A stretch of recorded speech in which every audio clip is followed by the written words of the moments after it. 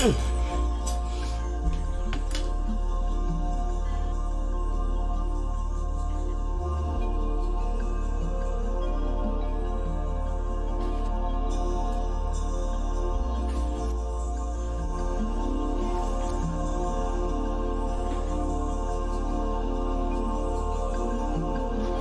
don't know who that is, but I'm going to blush anyways.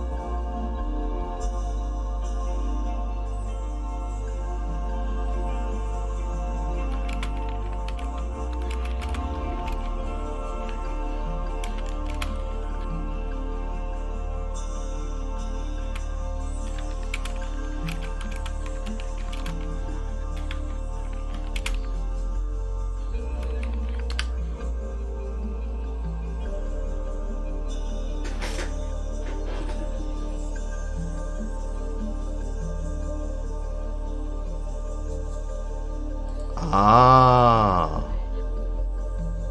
He's like a muscular black Mr. Popo. Right in the face right here. Wow.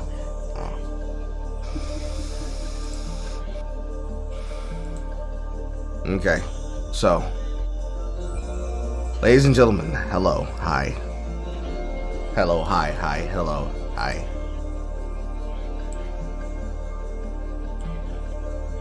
It is me, the boy, the bastard, the jackass. We have a little bit of housekeeping to do today, and it's not a very lot of it, but it is significantly important that I do it.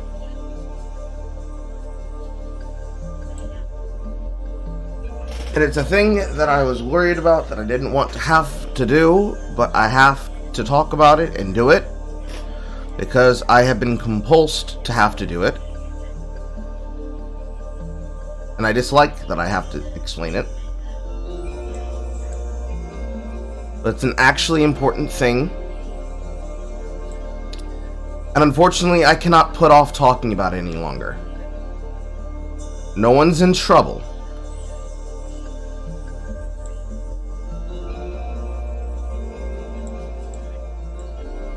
Sure, clean up these things.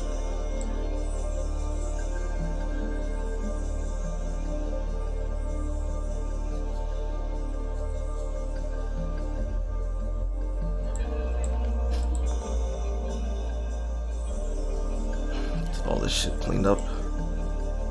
Roll. What? Carl, what did we do? What are we talking about? Oh. So,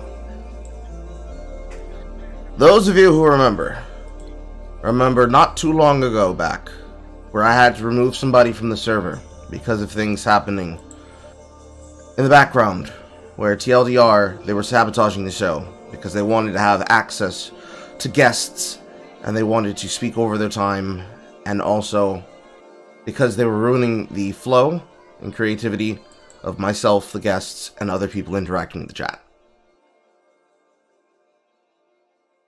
And I have been watching back on the broadcasts, as well as the last broadcast, where for some reason it took me 11 hours to get through technically setting up for, but then getting through and talking about a 38-minute video. And the thing that I was afraid that I would have the ability to at least wait a full year of doing, I now have to do now.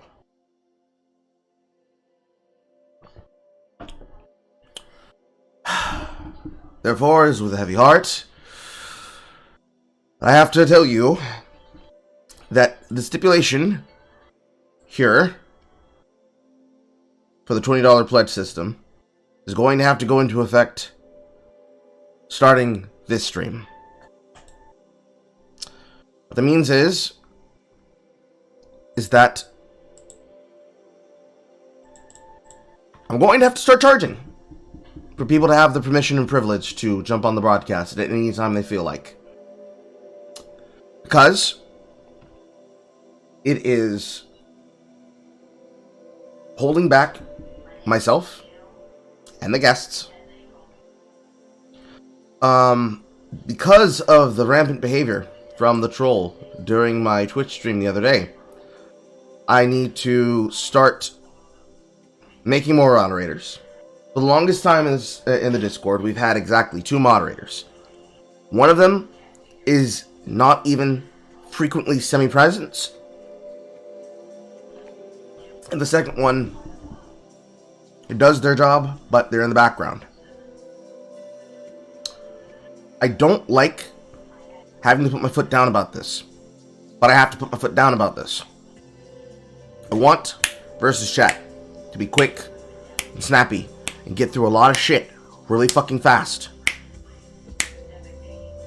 And I always knew that this would be a thing that I'd have to eventually deal with in the future, but I hoped that we would at least be able to have fun and have time before I would have to put my foot down about it. Do I have bots set up to help with keeping trolls out? Realistically, no. There aren't really bots that can help you deal with focused attacks like what I was dealing with the other day. I could help set those up, but I would need people to keep and maintenance those and also tool them. If I were to give myself about 2 weeks to deal with it, I could probably have it ironed out. But realistically, I need to start getting moderators.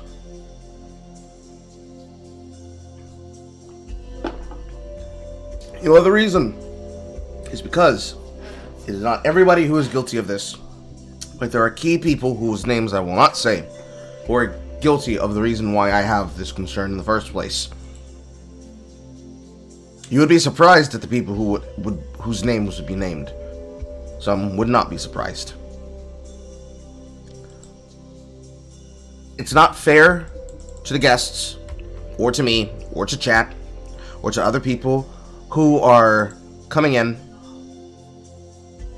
and it is actively distracting my ability to manage multiple things at once.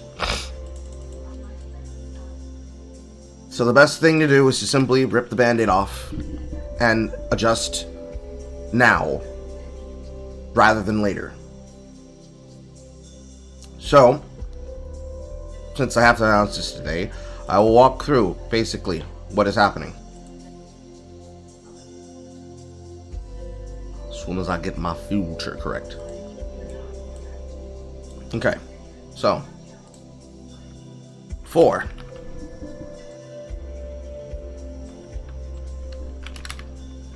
People could just jump in.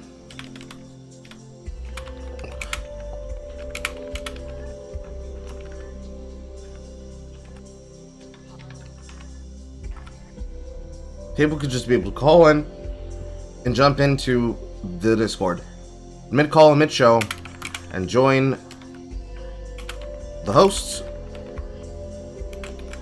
and special guests at any time during the broadcast, as well as in the pre-show socialize and talk to people in the green room, which is also where I sit and chat and do the show from. Now, the pre-show will remain the same.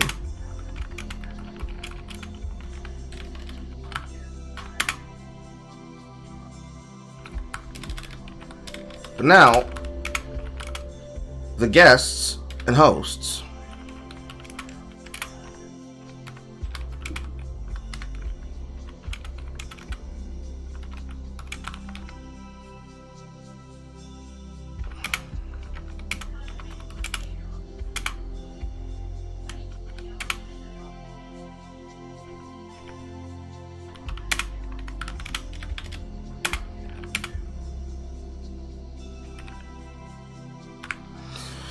The guests and hosts will move into a locked room, which in the server is the Fried Chicanery broadcasting voice channel.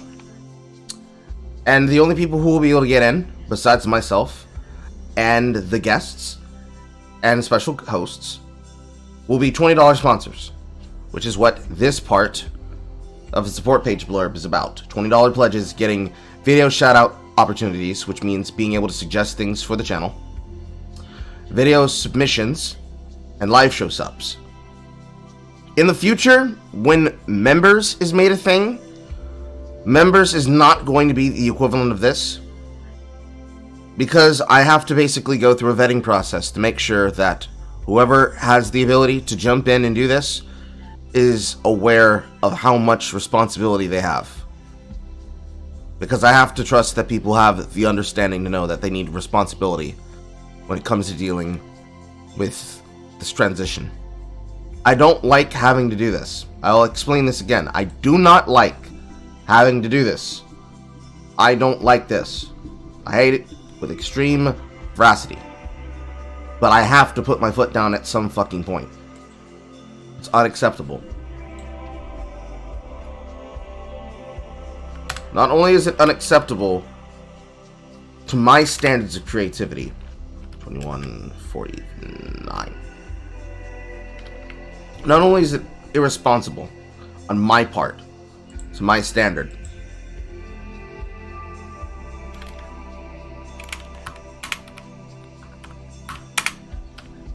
but it also is unfair to you all, because you guys are getting a worse product.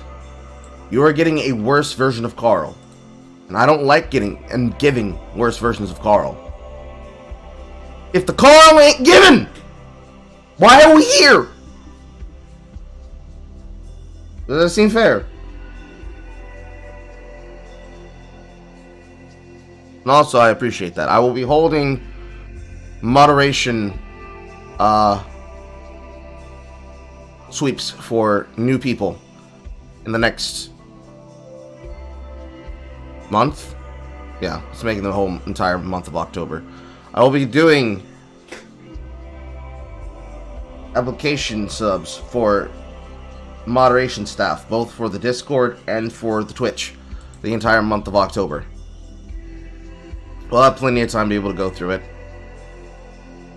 Also, while it's on my mind, if you have sent in and have been a supporter of the streams before, please send me a DM and remind me of who you are, so that I can make sure you have your United Negroid Cringe founder tag. And also, if you also get a sub tier on Subscribestar, please make sure that I know if you want to be given acknowledgement for that contribution. I know there is one particular person who happens to watch the show who can remain nameless, who does not want to be given that attention. So if you simply want to send in your money and you do not want people to know that you donate, that can be arranged. That is acceptable. Where is my spork? Please tell me it's not in my back pocket. No, it's not. I don't know what happened to it. Never mind, I found it. And as before, or actually, rather, new information, which is to say, good news, everyone! I'm not sure how many people were actually paying attention, but I'll show this off here really fast.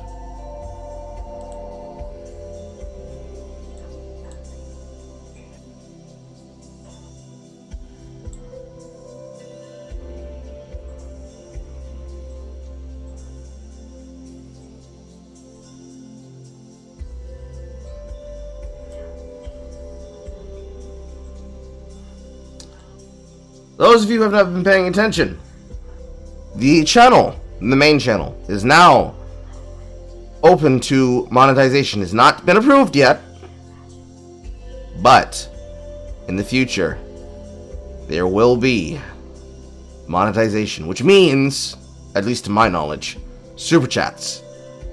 So those of you that want to be able to donate in an additional way will have a fourth way, along with the ones that already exist. I'd like to make sure that everybody has themselves a clap and a half, because this would not be possible without viewers like you. Thank you.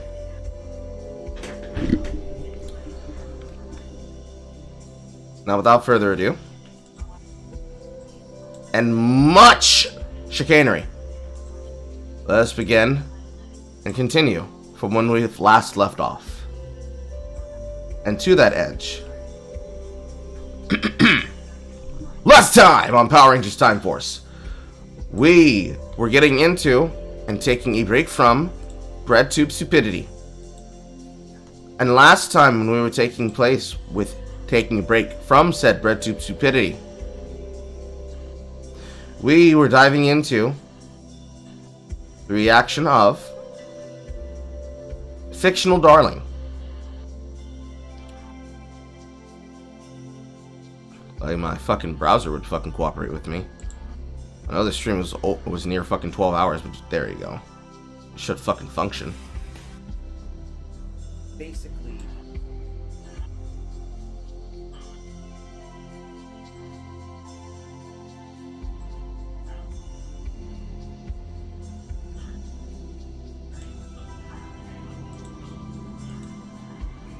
Trying to make sure I find it.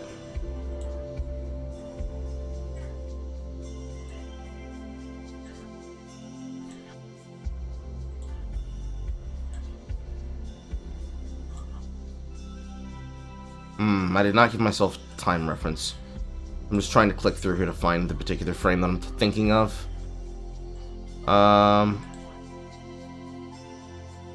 that's the worst. Sound like a court jet. People did donate. I didn't want to ask. I figured it would have been sensible. Genocide from that. Abdomen will tighten up. I'll start.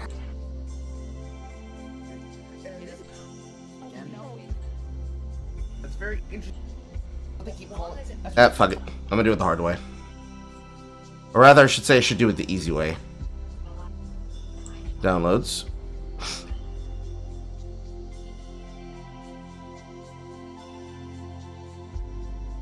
I couldn't find the frame in which I was thinking of for this, so I'm just simply going to get the download directly.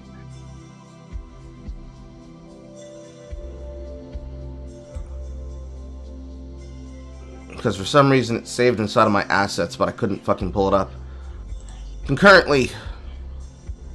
I think anyone who's been online the last few days has seen the surge of hate.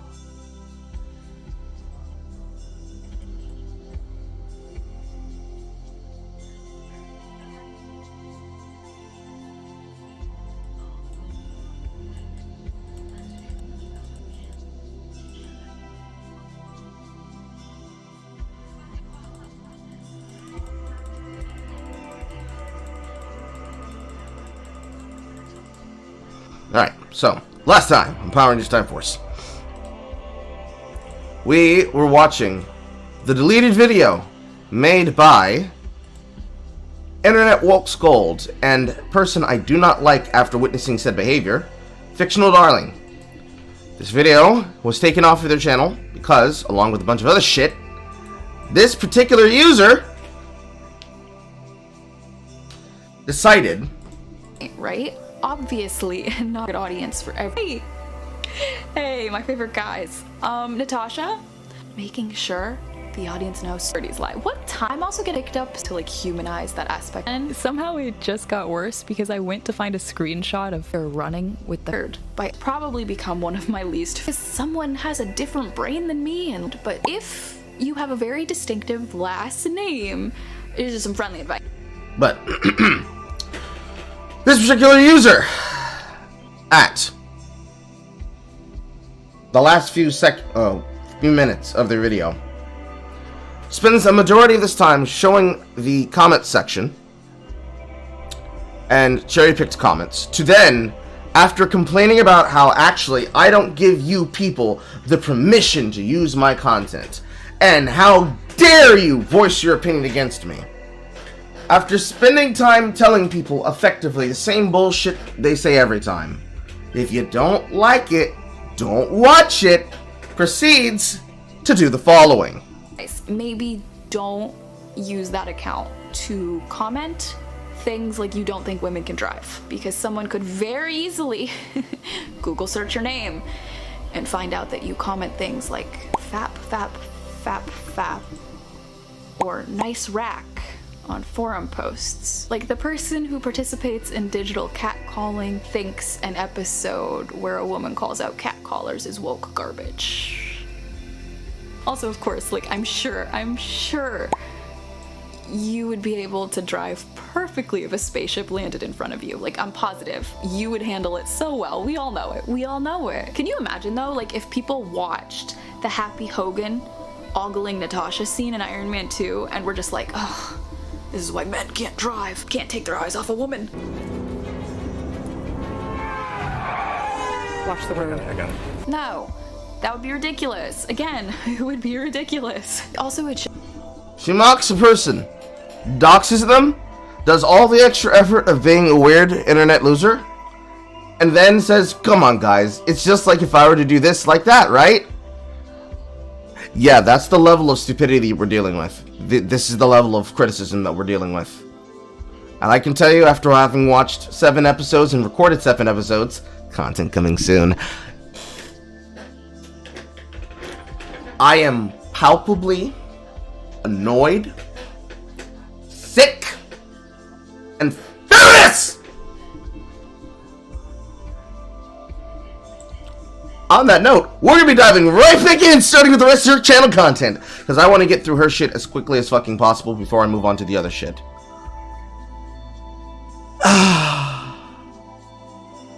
It hurts so much. So,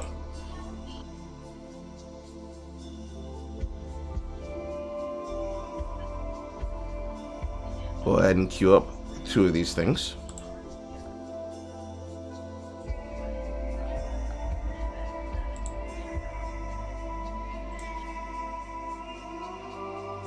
Let's see here. Does she have a playlist for SheHulk? Please tell you do. She does. Alright, so we're going to try and speed through these things.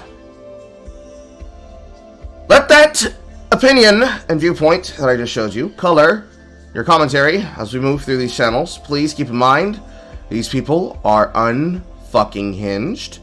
They cannot, and I do repeat, cannot for the life of them keep themselves straight. They are fucking broken beyond all belief of the soul.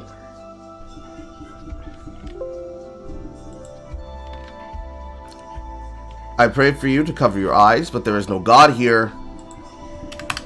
It is that bad. Let us continue. Ugh.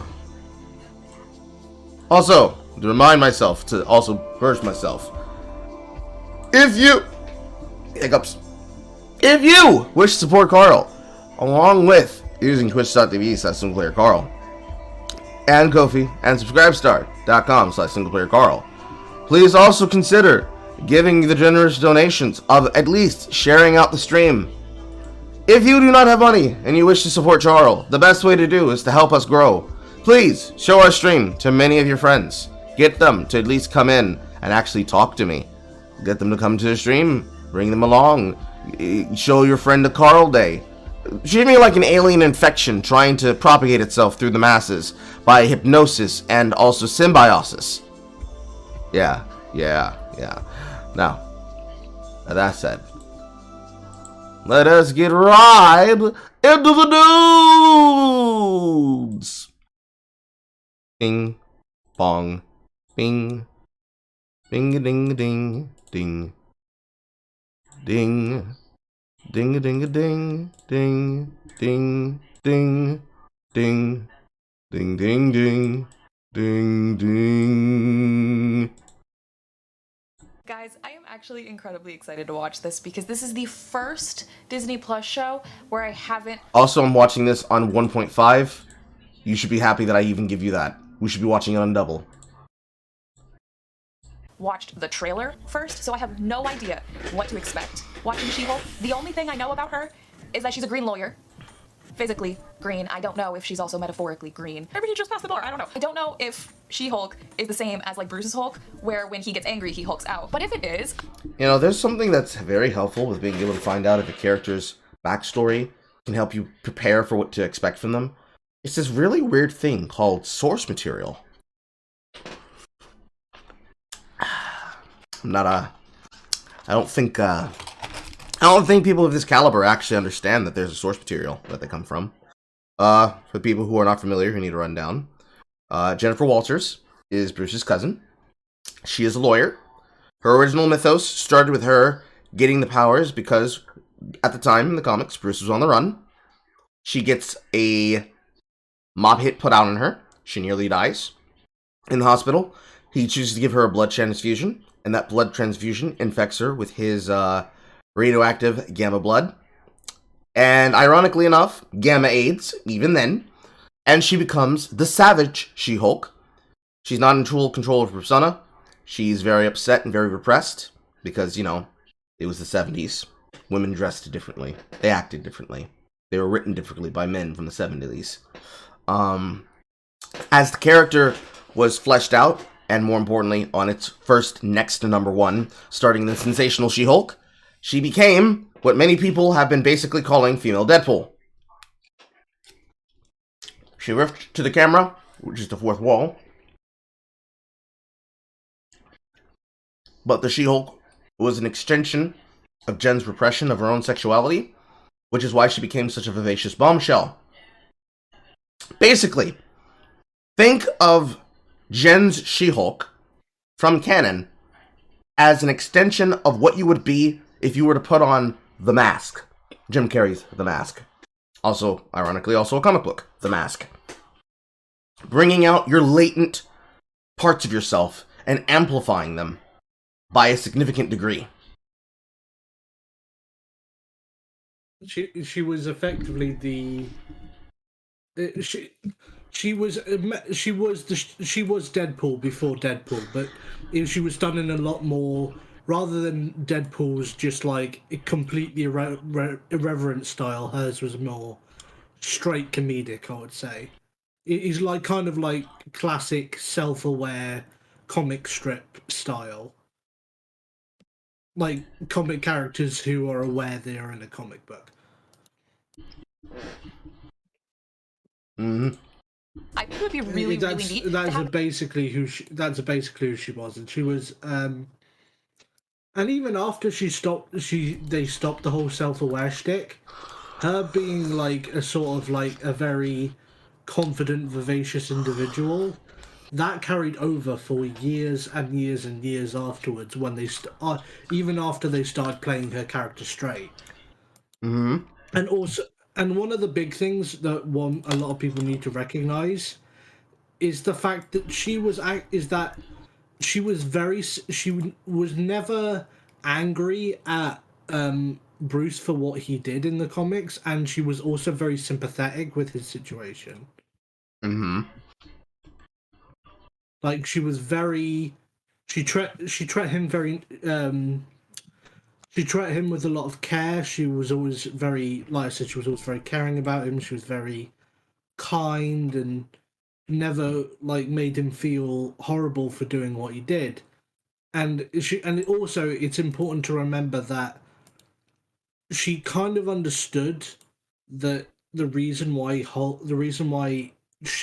situation is different than his is because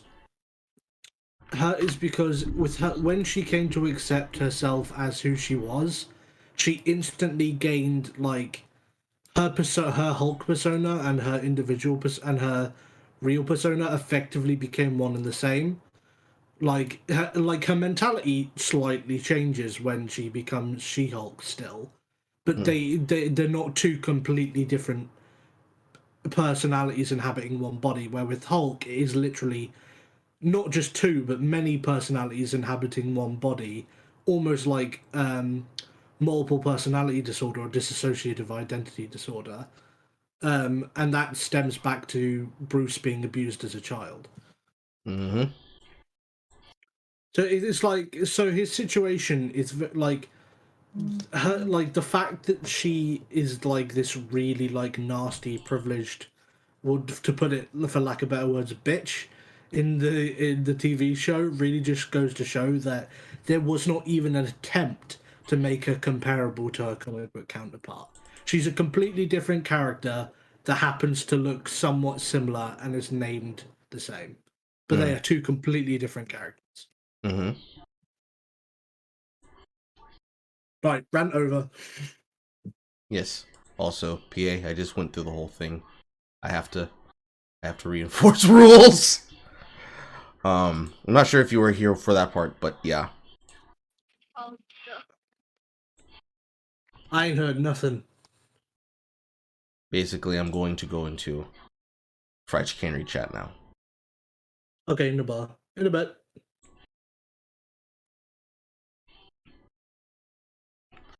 It hurts. It hurts. Ah, it stings. Ah, I feel like an asshole. Ah!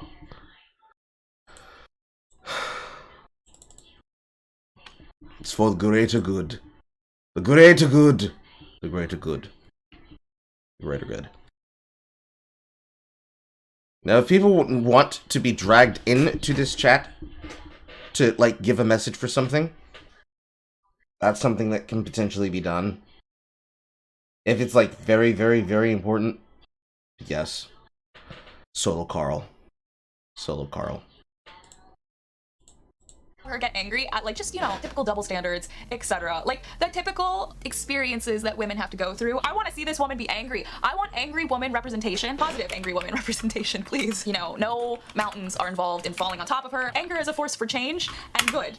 Yes, that's what I'm hoping for. That's what I'm hoping for. I'm also just hoping for a good time and to maybe not cry during episode 5. All right, a normal amount of rage. See, the title's already hitting what I want. A normal...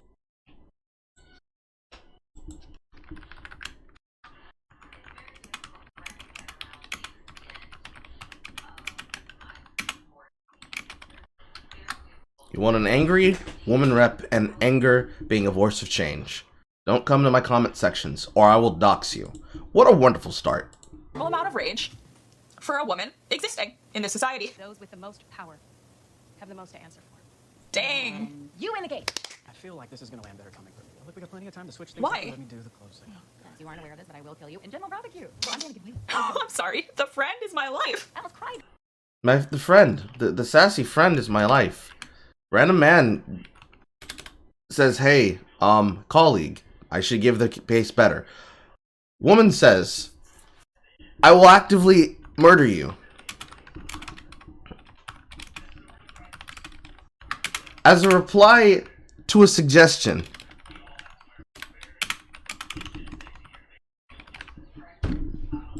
Uh-huh. During parts of the day. Now you just have to top it off with a Savage Jen Walters look. What? I don't have a Savage Jen Walters look. There it is.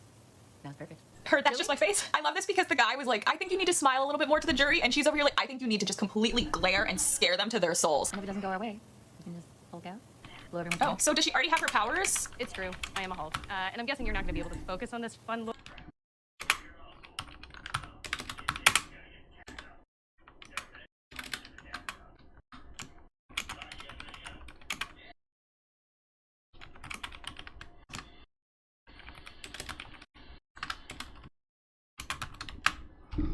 Mm-hmm. Lawyer show until you know all about that, so let me get you the speed. Oh, okay. A few months ago, I went on a road trip with my cousin Bruce.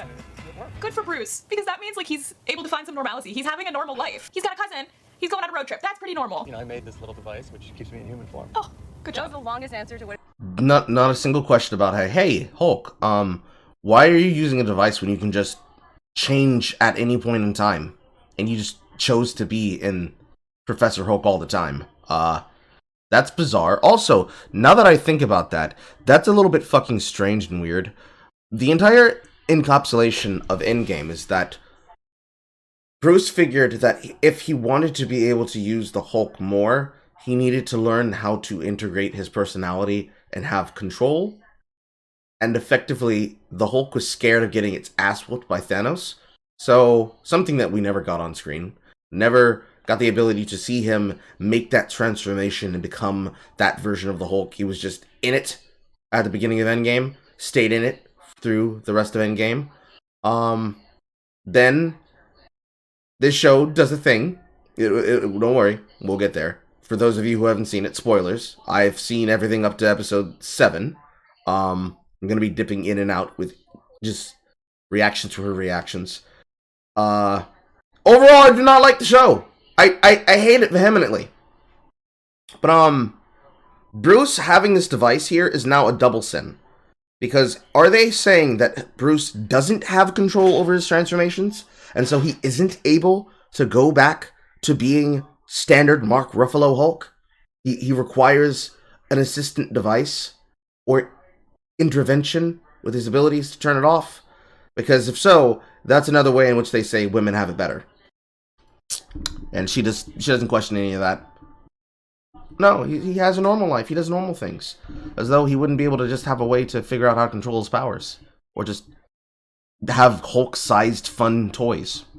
What have you been up to? I've ever heard. You asked me, so I answered. Did she get the entire Thanos battle? Cheetos and chopsticks? Oh my god, it's Oscar Isaac! It's Oscar Isaac representation! Steve Rogers did not. I don't know what the fuck that means, but eating your Cheetos with chopsticks to get dust not on your fingers is probably some of the most bougie shit I've ever fucking seen.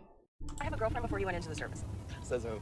The History Channel. Can the History Channel chill? World-threatening disaster to world-threatening disaster. That's when he's not a fugitive from the law. Right. Right? So it seems like he was pretty busy. Captain America wasn't good. Look out! Why is that what they're talking about? Ah, shit. We're ignoring the fact that it's episode 2, and guys, I am actually incredibly excited to watch this. Like sex. Why? Accidental misclick. I was very confused when we got to the Steve Rogers is totally a virgin part. They do not let up on this joke for the rest of the fucking episode. They will reference it again another 3 times, especially in the post-credits scene at the end. No, he is not a virgin. He lost his virginity several times over. Doesn't matter what version you want to go with. He fucks Peggy as an old man. He fucked his own fucking niece / cousin child in the form of Sharon Carter because wibbly wobbly timey wimey. Yeah, why are we even talking about it? Why is it even necessary? Also very interesting. I wonder if she would feel different if it was a woman and they were discussing her sexuality. Also, she doesn't at all question, hey, why is a Sakaran ship dropping out of the sky? It's a Sakaran messenger ship.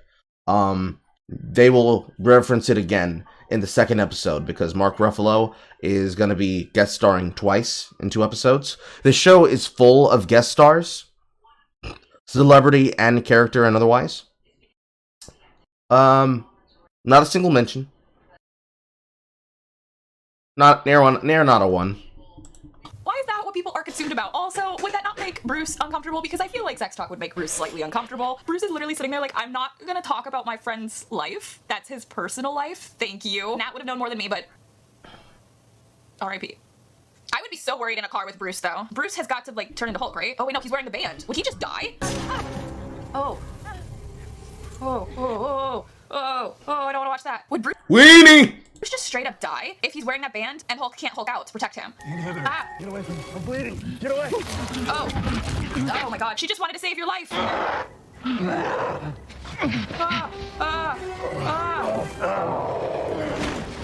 Oh my god, this is like a straight up werewolf transformation. Oh my god, Jen, I'm so sorry. At least Bruce has been through it. I kind of love that callback. I feel like I need to rewatch The Incredible Hulk, but I think that's what happened. He was in the bottling facility, right? And like a drop of his blood went into one of the bottles, and then Stan Lee got sick. It probably is not a callback to that. It's just his blood, but we have so little exploration of Bruce that I feel like it feels like a callback. It's okay, Bruce can walk. How can that be a callback if the difference was that was a single drop of blood? And that was a Stan Lee cameo worked into one of the first Phase 1 films. And this is literally a scene that you have not even tried dissecting. Just, oh my god, oh no, Hulk, oh, no, Jen, no!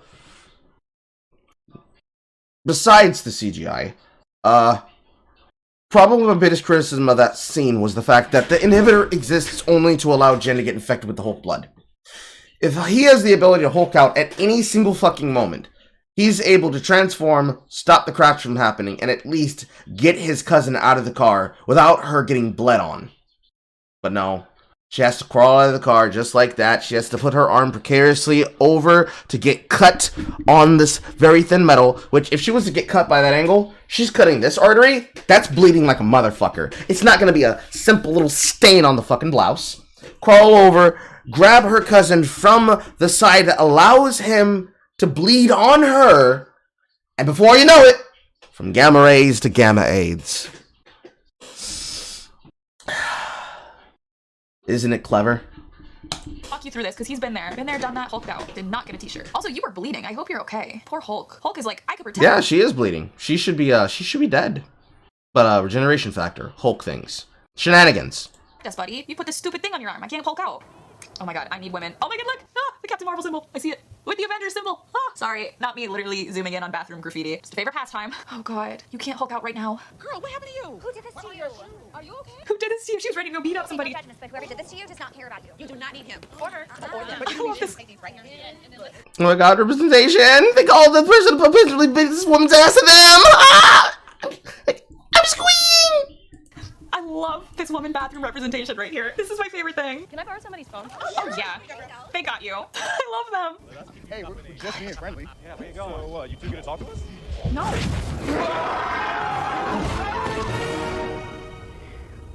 Truly living the dream. I got. Yeah, she would be able to beat some men's ass physically. You just don't just get to dox them on the internet whenever you get angry and can't control yourself.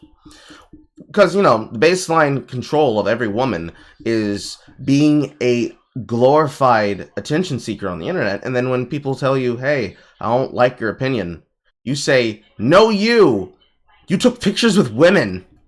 To be honest, I'm sad that she probably ruined that beautiful pink coat, though. That could have ended way worse. I swear, if she ripped the coat but not her shirt, I'm gonna be really sad because it was a cute coat. Also, that coat probably cost at least $100, and that woman in the bathroom just gave it to her, no thoughts. She said, oh my god, you are in trouble? I got you covered. Sorry, it's just kind of like meaningful that Bruce would have just put the shirt out there after all of the times, you know, that he's probably woken up, no pants, nothing. Son, you might have a condition. Ma'am, you almost got assaulted and you woke up in paradise. He's so smart. He literally took her to the edge of civilization. Hello? Hey! Morning, smart old. Wow. Yeah, I didn't come up with it. You never have a choice with these names. I thought we were calling you Professor Hulk, buddy. I'm sorry. But this is where I spent the blip fixing myself and integrating the Hulk banner identity. Oh! Tony built it for me a few years ago. So sweet. Tony Stark. He straight up gave him a home. He gave him a home that he could Hulk out in with a whole research facility. Oh, man, God. It's a comedy, but there's so much that just stings. Like, It's a comedy, though, but that's not really necessary. This actually does a lot more, like I said in my discussion with Jay, that this actually fleshes out an entire relationship that you don't get to see on screen with Tony. They could have done a lot of things here. They could have had Robert Downey Jr. come in for some fucking interior shots of them fucking around inside the facility. They could have done a lot of things to show reference to it. They could have had fucking B-roll footage from something to do with something. They could have had voiceover shit. There's a whole bunch of things that they could have done during this scene. But realistically, it's guest star Ruffalo telling you about when he was back in the past. And this is going to be very important for what's about to happen next. we've already mentioned Steve. We've got Tony mentions. I'm thinking of Nat because Bruce is here. I was able to use it to completely heal my arm. Oh. Oh, Is it okay. better than you? It's just basically different. In a better way. In conclusion, my In conclusion, my arm is fine. Let's skip over the specifics. I didn't come up with it. You use it. Implied endorsement. Don't lawyer me. I want to see their family get-togethers. Don't lawyer me. Like, I just know their dinner conversations are intense. You've analyzed everything. Now fix That's going to blow up in her ass. Very hard. me. Get me back to normal. Again, this is not going away. It's just Also, she's skipping over so much bullshit just to get to the part she wants to fangirl about. I wish I could say I'm surprised, but after having witnessed what her behavior is like, it's just excruciating. a slight lifestyle change. Just got my own office. I have Jen, business this is cards. it. There is no going back to what you were before. You could still have your business cards. Jen, what is it? What do you need? You feeling better? I'm sorry, there's something really sweet about Bruce being there like, okay, she needs something. She's either going to have a complete panic attack, in which case, okay, we can figure that out, or she needs breakfast, okay? She needs to rant, she needs to have a panic attack, or she needs breakfast. We can figure out any of those options. I know this is hard to hear, but Yeah, because that's the baseline of any woman existing. If a woman starts panicking, give her food.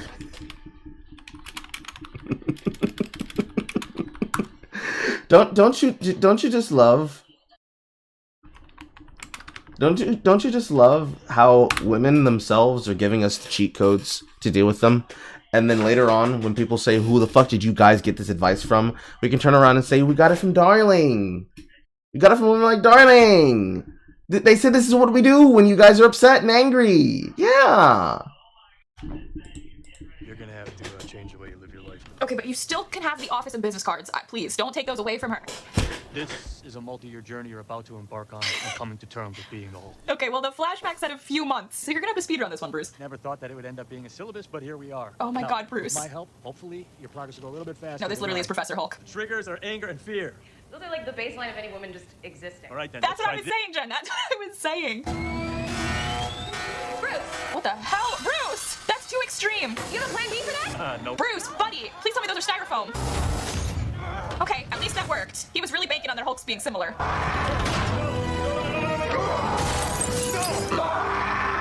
You know, that's about $1 million worth of damage back there, by the way. Well, then she's gonna have to go back to work. You really don't feel like there's another hand on the wheel at all. No, it's just me. Is she telling the truth, or does she just want to get back to work faster? Natasha, for a little while, would tell me a lullaby. Walk me through how that worked again. I don't have a great explanation. I swear to God, if we have a recording of Natasha doing the lullaby and that's what gets her back to human state, I don't know if I can handle that. You have so much more to learn about being a Hulk. Bruce is just so happy to have companionship in his lifelong struggle. Just regular anger means death and destruction for everything and everyone around you. And I'm telling you, when people start seeing you as a monster, that never goes away. This is really saying a lot about what Hulk and Bruce have had to go through. Teach me. Yes, you've physically seen it. More importantly, this is a really great roundabout way that you understand that she's being unreasonable, and he's also trying to get her to be better prepared than he was. So no matter how much fangirling you do, you also agree with people who say that this is dumb because she's being extremely super bitchy. I'm glad we were able to get this to come around. See, she's not all bad, folks. She still doxes people, but she's not all bad, folks. How to Hulk, please. Teach me how to Hulk. thought it was about getting my butt tight as hell. Up, dog. Gross, Jen, I'm your cousin. Just close your eyes and breathe, all right? Wow. Bruce hates his life. But somehow he's also found contentment, despite everyone he knows, almost everyone he knows, either being dead or gone. God, no wonder he's latched on to the fact that now she's a Hulk. He's like, oh yes, an apprentice, I can do this. Gives him something to do instead of thinking about the fact that everyone's gone. You know, I hope you and Sam get together and have some, like, lunch. And he could still always pop over to New Asgard. He drank, just sat around, complaining about Steve. But Steve, I was not expecting the show to mention Steve so much. It's a good time during the hard The time. bar together. Frick. I'm fine. Oh my god, man, they were doing general bonding at a bar, getting drunk while helping a guy get over his evil green rage monster. Oh my god, guys, I'm gonna cry. And I just want to say something too about the contentness here, because he seems so happy and at peace. And to contrast it with where he was in Avengers, where he's basically admitted that he committed suicide and the other guy spit it out, it's very inspiring, and it makes me happy to see that he's at least content. Like, yes, he's alone. He's alone on this beach. But he has his deep breathing, and he has his journaling, and he has his lab, and he had Tony Stark coming to visit him. And he had mini pancakes, and, you know, a lab door that was not ruined for $1 million worth of damage. A bar that's not going to have to be damaged and then get fixed by his cousin, throwing him into it, because she refuses to she continues to disrespect the process that you agree she should go through. Just saying. It means a lot. It just means a lot. Also, the fact that they had the Science Bros engrave the bar. I love this. To a good time. To a good time during a hard time. I actually... Glad to really see the love women are that. co-signing that advice. And then we're going into that. All right. Well, here's the thing, Bruce. I'm great at controlling my anger. I do it all the time. True. To be honest, I feel like... I don't know how she could be a little... Why are you interrupting the scene instead of just letting this shit play out as it would? Also, yeah, I'm good at controlling my anger. Totally. Stop lying. Stop it. Stop. No, stop. Stop the cap. You're not people to control her anger in the courtroom. When I'm catcalled in the street, Yeah. when incompetent men explain my own area of expertise to me, I do it pretty much every day, because if I don't, I might just literally get murdered. Yeah. I'm doing this. So again, you are effectively admitting that you have... Jesus Christ, that in-between is really bad. But no, you're admitting that you agree with her sentiments, but have demonstrated that you actually cannot.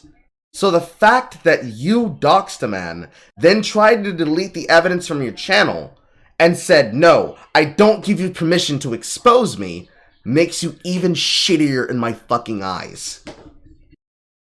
Unbelievable.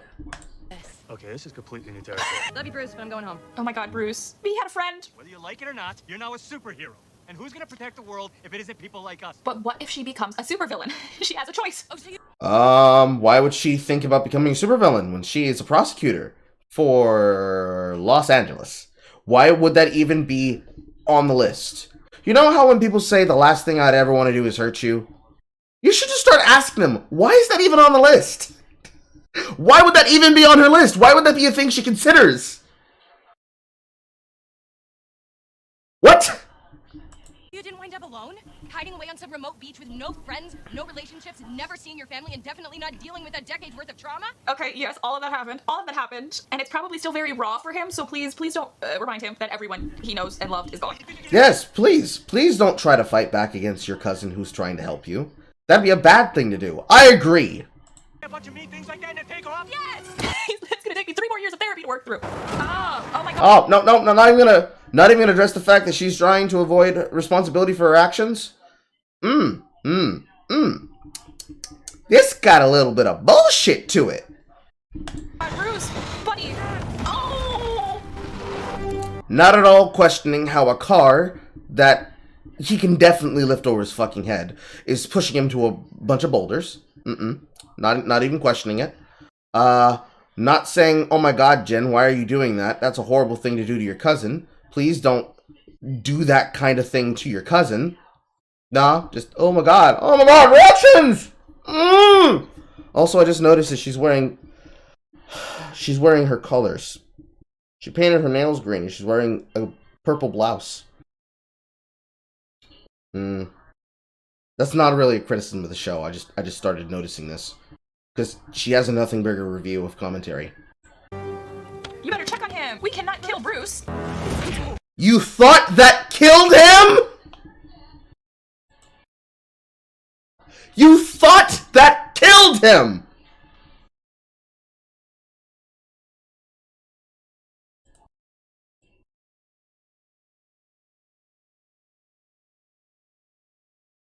I don't have words. I don't have words. Words, they don't exist. I don't have words. I do not have words. I don't have words. I don't have words.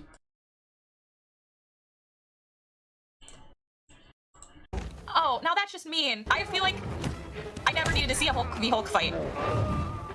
Why can't we just take him to California? Because that would require you to admit that you don't know what you want. Also, wouldn't you want to see the character have conflict in this show that's supposed to be about superheroes? It's the MCU. You don't get to choose what you get. You actually have to just accept what slop they slap on your goddamn plate. Haven't seen that in a while. What is it? Y'all are just gonna have to put this whole mess back together again. There's no point. Oh. No, there is a point. It's literally the point of the scene. Were you not paying attention? Character conflict, character rebuttal, character fight, characters fighting over the character discussion, character growth, character bonding, thematics, concepts, writing. Also, that's a really great thing. Two Hulks shouldn't be fighting. There is no point.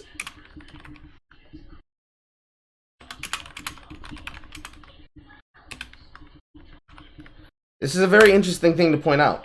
Why should they not be fighting because of the fact that they are two equally matched people? Which would also be one of the reasons to have a fight between a new version of Hulk and an old version of Hulk. Like, why? Why would this not be a reason for them to fight? If not just to settle their differences and get through the argument that they were just having. You know, the argument that sent him into a boulder. A mountain of boulders. A pile of rubbish.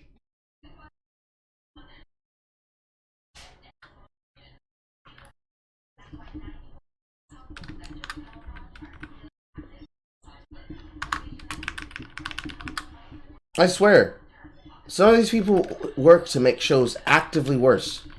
They work to make the shows actively worse. Oh, I hate this. I don't want to watch them fight. Please. Someone's gonna get hurt. I know neither of you can get hurt, but your feelings can still get hurt. Neither of you can get hurt, but your feelings can still get hurt. Okay. My bar! Sorry. He built that bar, If you want to go back to your life as a lawyer, I respect that. Thanks. but he'll miss you. He doesn't mean that. Are we with you on this beach? You're supposed to be that alone. Bruce's bar. If this series does not end with all of the remaining Avengers at Bruce's bar, I'm going to be very, very sad. Like, I want to see Sam, I want to see Bucky, I want to see Carol, I want to see them all at this bar. I don't want Bruce to be all alone here, especially when he so clearly wants companions. Why would you end up seeing Carol Danvers, otherwise Captain Marvel, at a bar in Mexico when she's supposed to be doing peacekeeping missions with the Skrulls in space, if not just around the Sword space station at which Nick Fury is currently residing, while Talos is impersonating him for him on Earth. Also,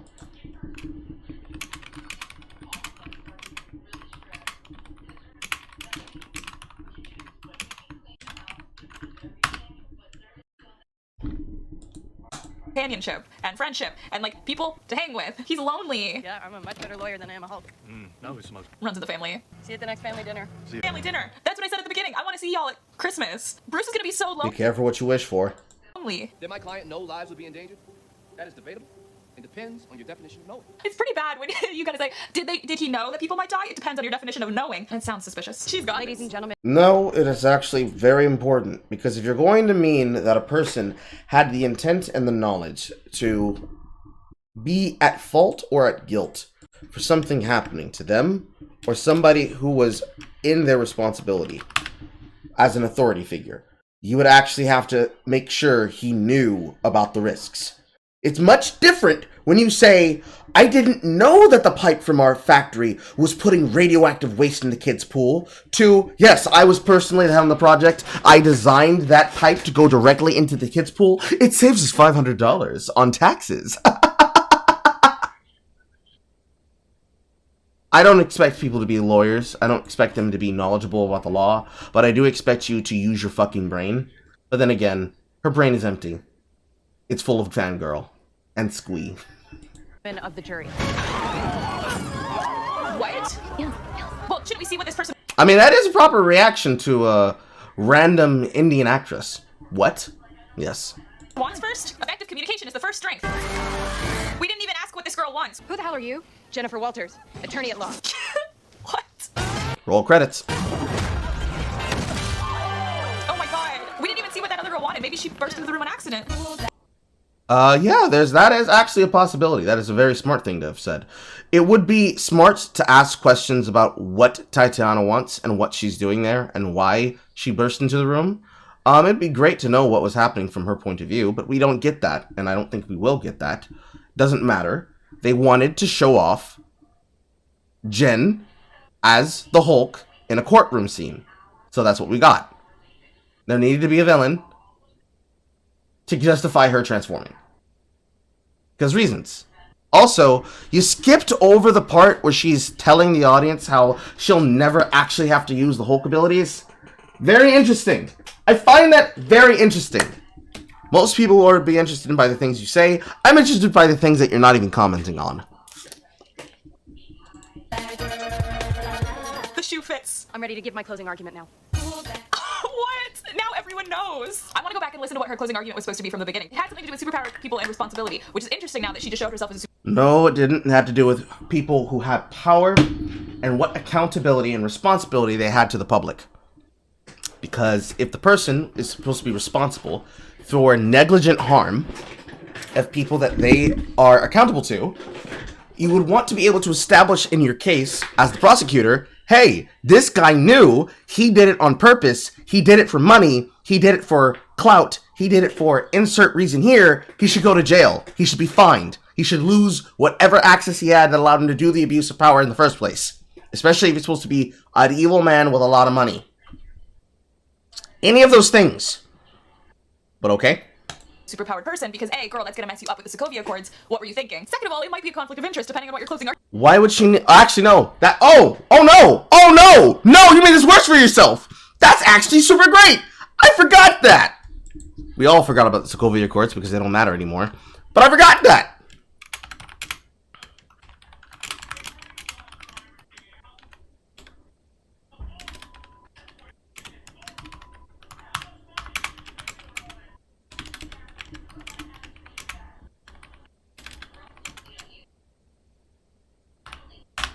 She should be on the Sokovia Accords because she is a now known and outed super.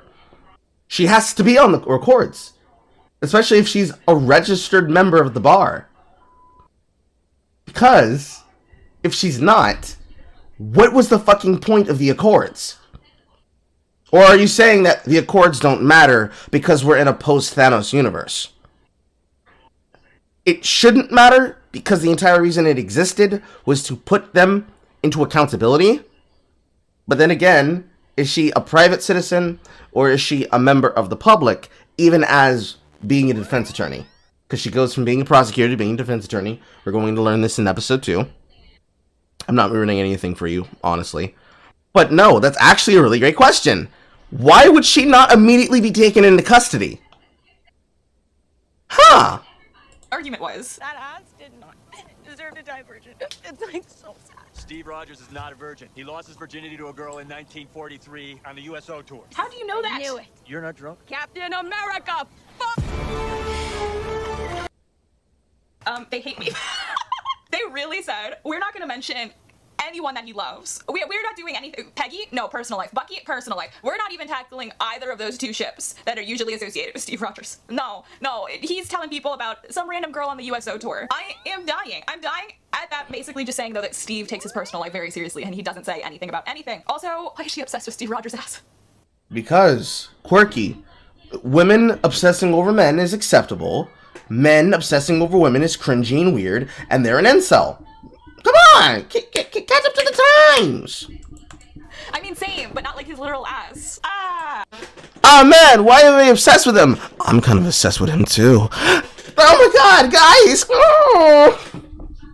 Ah! Unreliable narrator, Bruce. I want to know, cite your facts. Where did you get that? I want to listen to her argument at the beginning, though, because it was about superpower people. I want, like, one of these future episodes to have, like, Sam and Bucky being like, no, he didn't. He lost it at this point. And then just being, like, conflicting narratives. Poor Steve.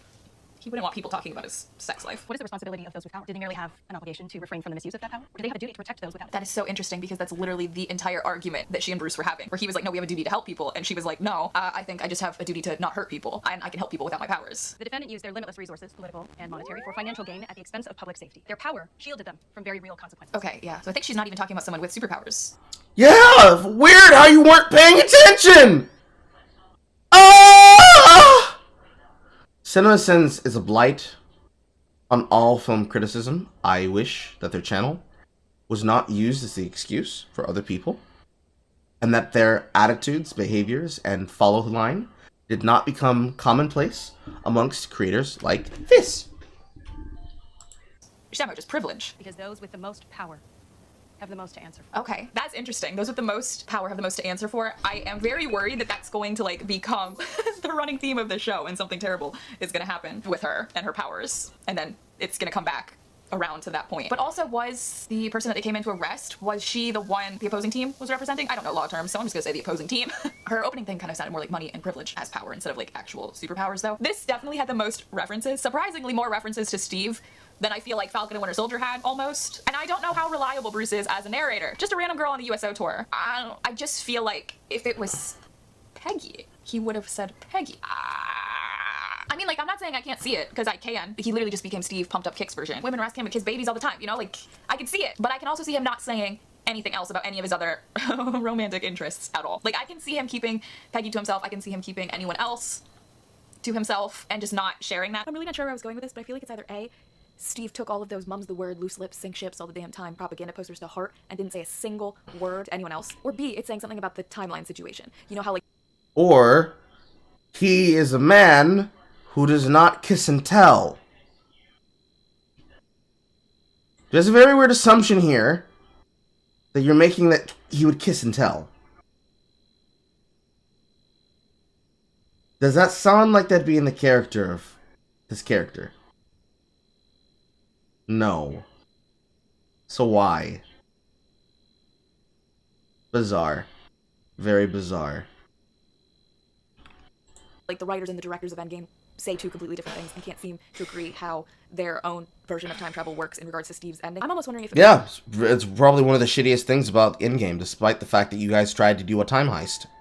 It's supposed to be sort of like proof about which timeline it is, and that this timeline's Peggy and Steve didn't get together, and Peggy ended up with the husband that she mentions in Winter Soldier. I know, obviously, because the writers and the directors say two different things, people are always either like, it's obviously a branch timeline, or B, the husband that she marries is Steve. And you can't really say anything about it at all, regardless of which side of the opinion you fall on, because the people who believe the other opinion, who side with either the writers or the directors, they're just gonna say, well, the writer said this, or oh, the director said this. Like, it's a free-for-all in the Marvel fandom. Or C, it means absolutely nothing, and it's really just another detail pointing towards the fact that civilians in the MCU like to speculate about our heroes, and no one really knows them at all, unless you knew them personally. And even if you know some of them personally, i.e.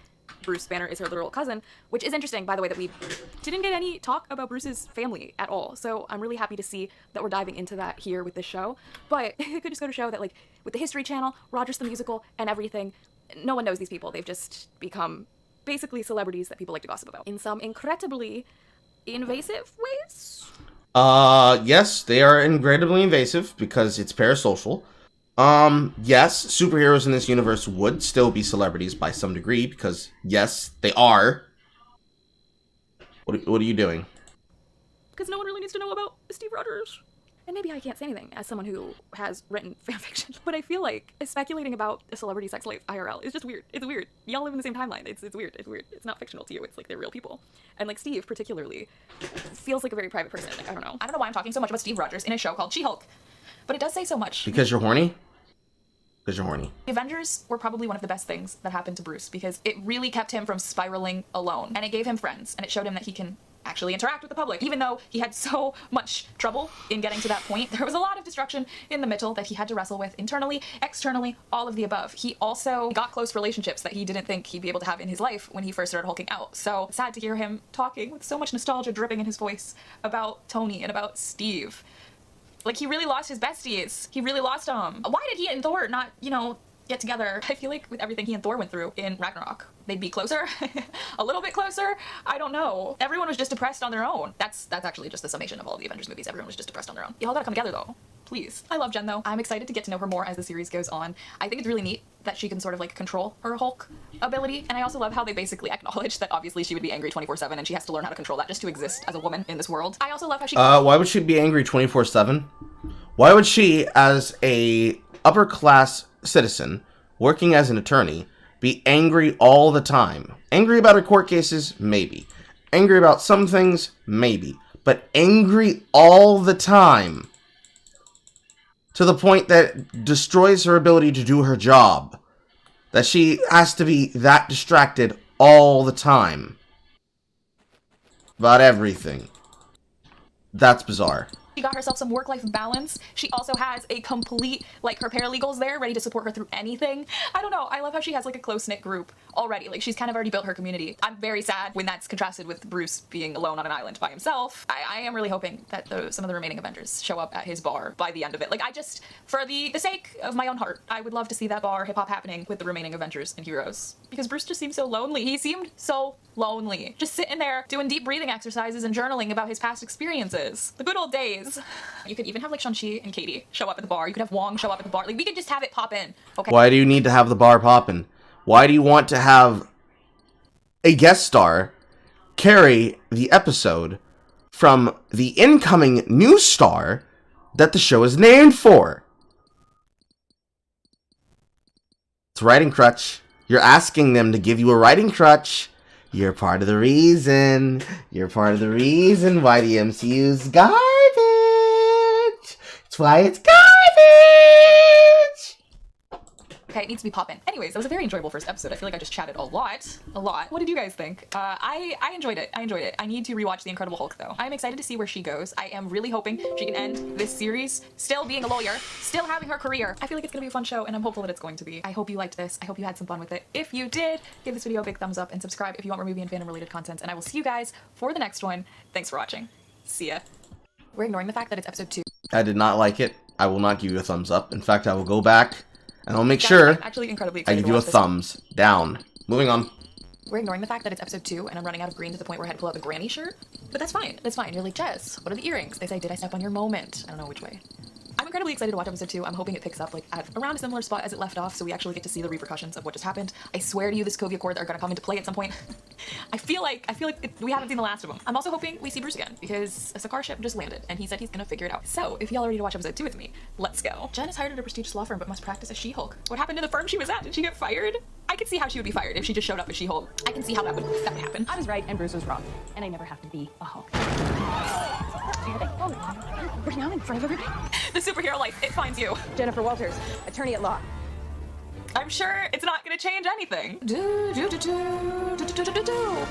boom, boom, boom, boom. I also love, like, I've seen so many comments complaining about that, and it's like, do you not understand situational irony? She said, I was right and Bruce was wrong, and then immediately has to face being a Hulk, and we, the audience, know. So, like, it being situational irony does not undo the fact that her assumption that she would never have to use her ability was a dumb thing to think. Dumb thing to say, especially when she is a character that lives in the MCU and should be very, very aware, at least in the universe in which she lives in, where she knows that her cousin is a Hulk. Don't know when she learned, but probably learned at whatever point he was able to integrate himself back into society. That he has been in hiding, on the run, existing as he was. That the heroes in this universe are punished for the crime of existing.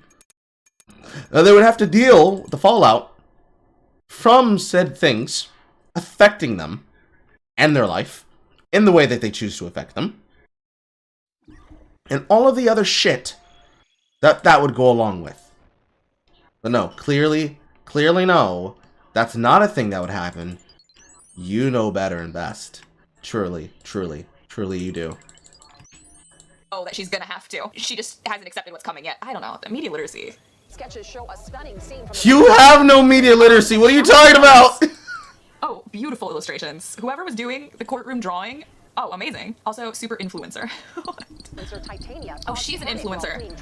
Did you just say fleeing traffic court? I'm sorry. You went through the wrong wall, ma'am. I am convinced this woman went through the wrong wall. Titania's lawyers say the entire incident was an unfortunate misunderstanding and the result of an extreme case of low blood sugar. Not them being like, oh yeah, you're hungry, eat a Snickers. I'm sure her influencer stands will buy that. Like a SheHulk. A SheHulk? It's more like them following up on the joke that they put in the last episode, yeah? Like, apparently, in this universe, anger and fear and hunger are the baseline of Marvel women existing. I'm not sure if I should be offended for women. I don't need to. Y'all have voices. Y'all can voice your opinion. I think it's dumb. It's a throwaway line, but at the same time, you keep repeating it. Which means you all think it's clever and you won't let it go. Cringe. Exactly. Oh no. Well, she got her brand name. SheHulk is better than Chick Hulk though, I'm just gonna say that. Fan artists. SheHulk holding a bunch of baby chicks, please. The cute little ones. That would be adorable. Lady Hulk, Girl Hulk, SheHulk. Come on, just give them what they want. She's like, but I don't want to be SheHulk. I want to be Jennifer Walters, attorney at law. Please, please, please. She doesn't. Not the look to the camera where she's like, shoot, Bruce was right. And I can't escape it. Yeah. I'm not sure why you're riffing on it for so goddamn long. I don't need to riff on it for so fucking long. The fact of the matter is, like, yeah. He was right and you were wrong. Glad we got that out of the way. Why'd it take so long? I hate this. I hate this. I hate this. How did you get these powers? I really don't feel like talking about it. Nepotism. You knew it. Nepotism. It was in a car crash. God. There's a hot chick over there. I'm gonna go talk to it. To it. Also, ew. You gotta remember, the people who wrote this show are feminists, so they do believe that a misogynistic man would call a woman an it. Because, you know, normal guys just do that. They just randomly call women its. For reasons. For reasons, guys. For reasons. Don't think about it too hard. You might give yourself an aneurysm. Then what will you be? You'll be like Carl, having to listen to people give opinions like this. Do it. Did he just say it? Did I hear that right? There's a hot chick over there. I'm gonna go talk to it. Better be talking to a baby chicken, sir. But you could be an Avenger. Do the Avengers offer healthcare? No. Guessing by Wanda, Sam, and Vision, I'm gonna say no. And especially judging by Wanda, I would say if they do have healthcare, it does not involve mental health. How would they be able to predict for that? And how would they be able to help her when she can't even help herself? She literally ran away from her grief. I understand. It's been a while since WandaVision. But the entire plot of the show happened because she went to effectively what is the ramifications and leftovers shield. And in doing so, said to herself, I will not face this trauma. I do not want to be alone without the Vision.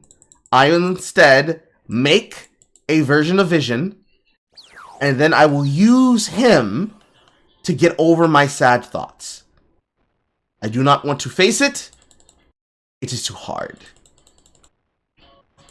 It just doesn't. Are they even paid? They are not. They are not. They're not. She has a good point. The CGI from the back. Oh, God. Different metabolism. Oh, that's not I'm great. listening, sir. So her human form actually does metabolize? Shoot. Maybe she needs to go back in SheHulk form. You did the right thing, but it unraveled our case. I'm sorry. Oh, I'm sorry too, boss.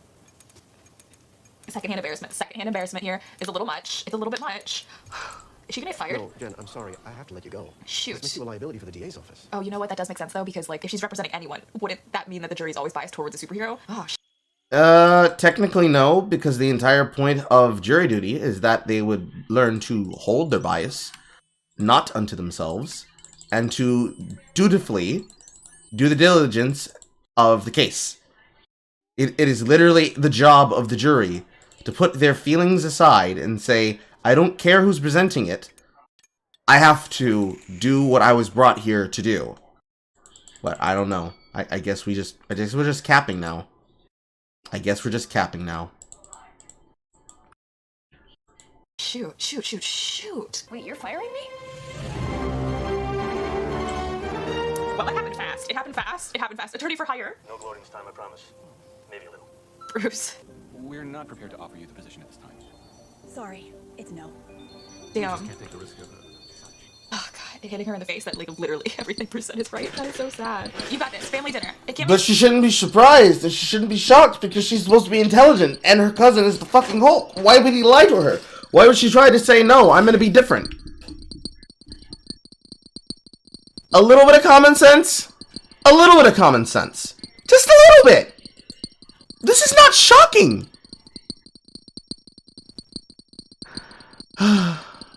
She just wants to see people standing around together. Come on, these characters have substantial things going on. They can do other things. We could use like them unwinding smarter. Yes, it would. Oh yeah, I knew a girl once. It happened here, bruh. It happened right here on this spot. I nutted right in her mouth. Just like a champagne cork. If anybody's wondering what that sound in the background is, I'm playing RuneScape while this is happening. It does not deserve my full attention.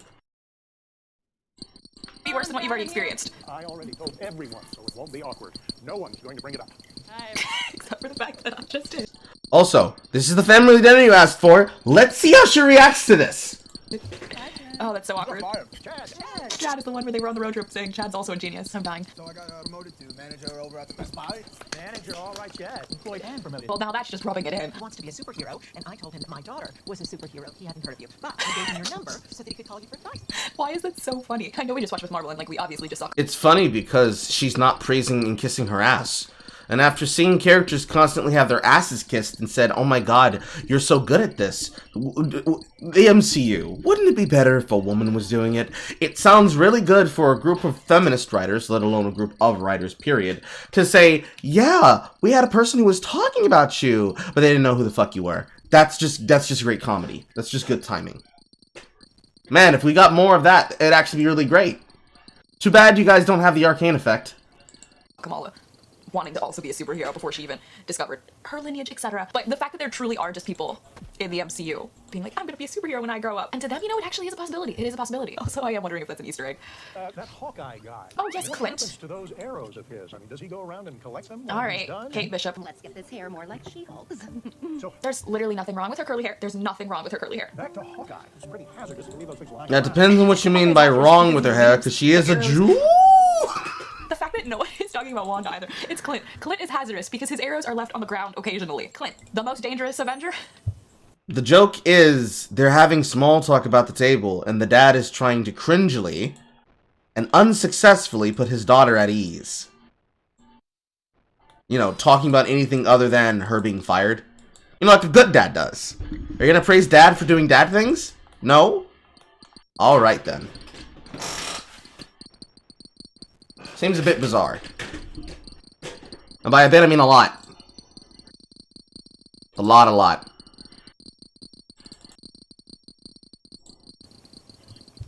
I don't know why that's funny. I can see why Bruce skipped this family dinner. I'm okay.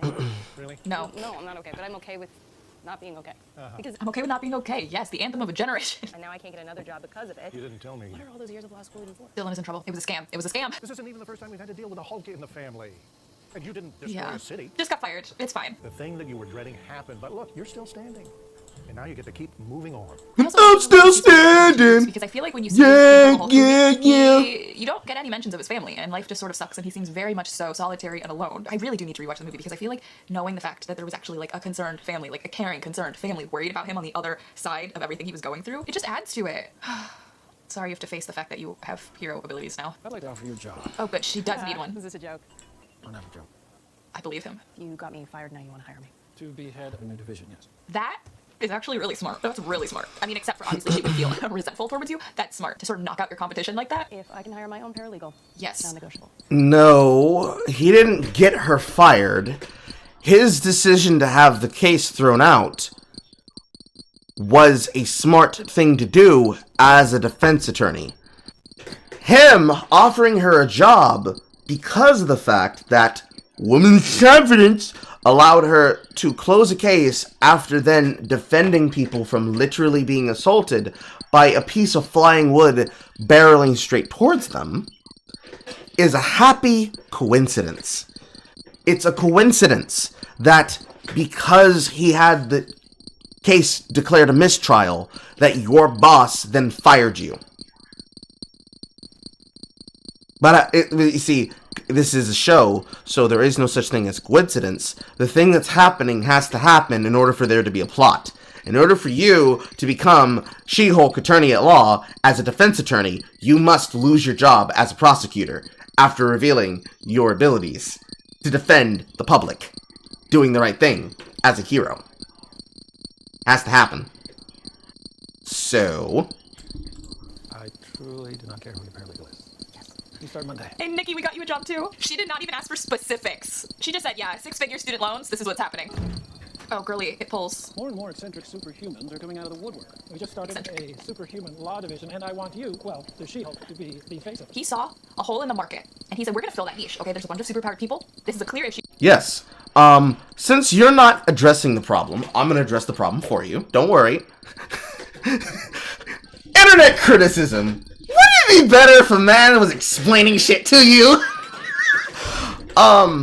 If you were paying attention, you'd realize, because you just mentioned the resentment she should feel, a man just admitted that he was directly responsible for her losing her job and is now telling her, yes, I hired you.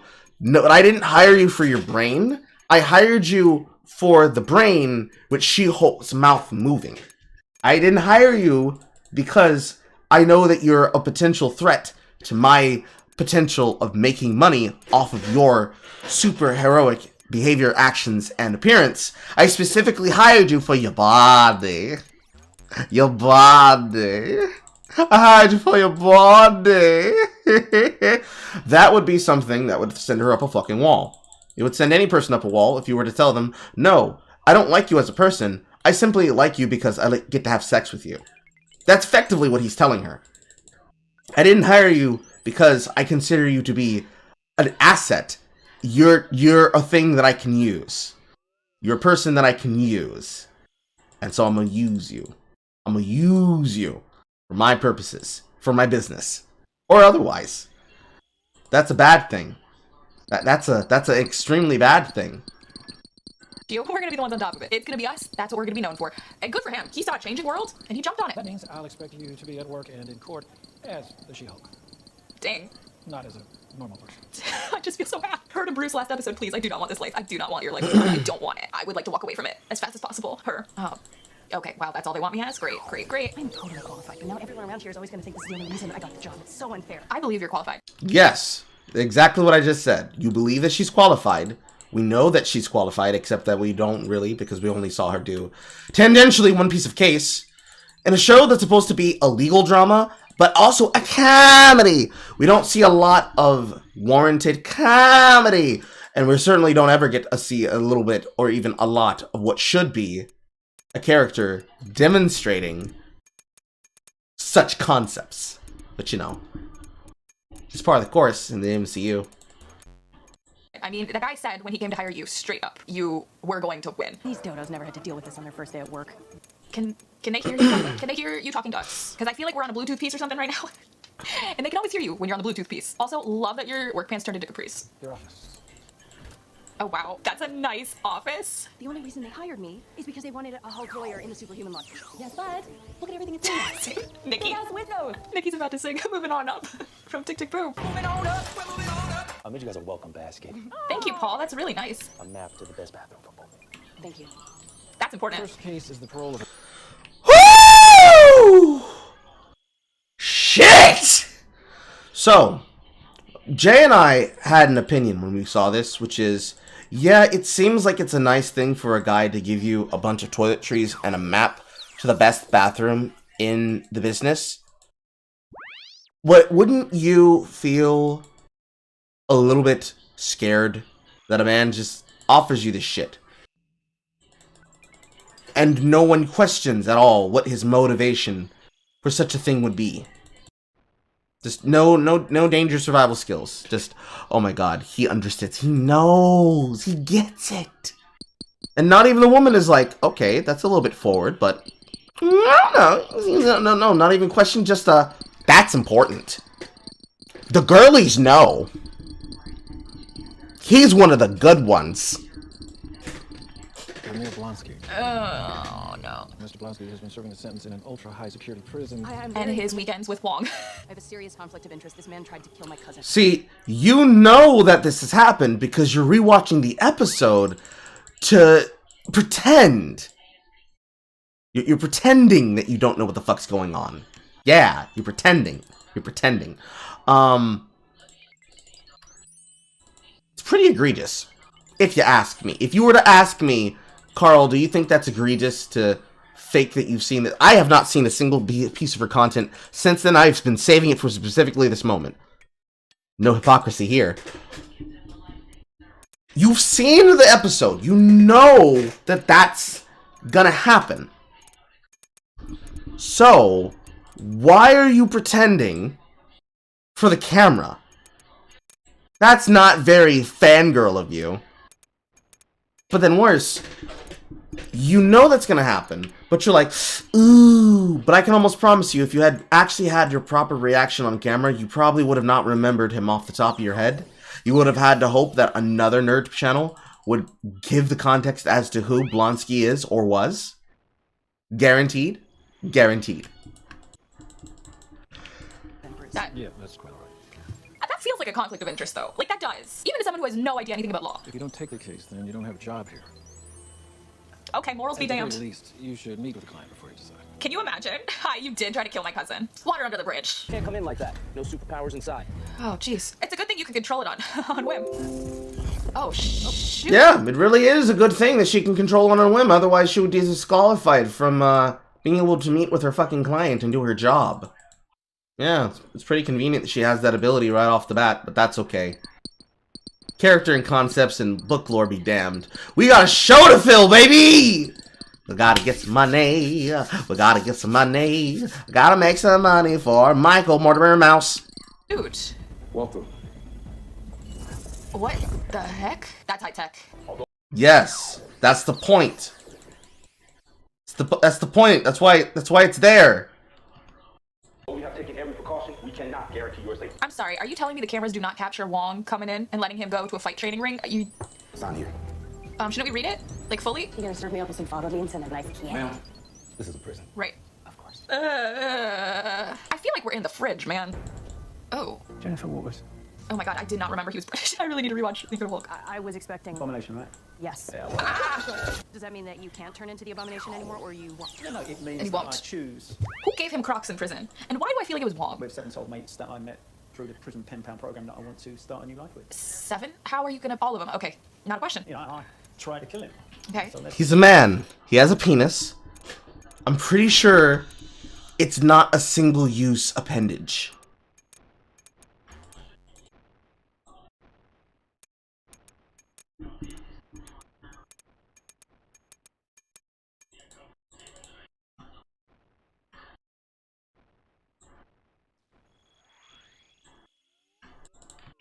Get that out of the way. It wasn't personal or anything. Yeah, Ross kind of just told me to do it, so I did it. Because in that stage, you know, you don't say no to Ross. The serum the government gave you caused your subsequent action? We could see it in her eyes that she just knows that this case is winnable. Did he volunteer to take it, though? I feel like he did. I need to rewatch it. I thought I was going to be, you know, Captain Bloody America. Oh, the government has just been trying to copy Steve Rogers this whole time, and they can't because Steve is irreplaceable. I have here various haikus that I've written. Oh boy. To each of my victims expressing Each of the them. sorrow. The entirety of Harlem. Yeah, I'll think about it. She knows that case is winnable, though. The second he said that about the drugs administered by the government, she's like, oh yeah, that's an in. Maybe we should call Bruce. It really wouldn't be an in because the government would not be accountable for that. Just off base principle. It just would not be accountable of that.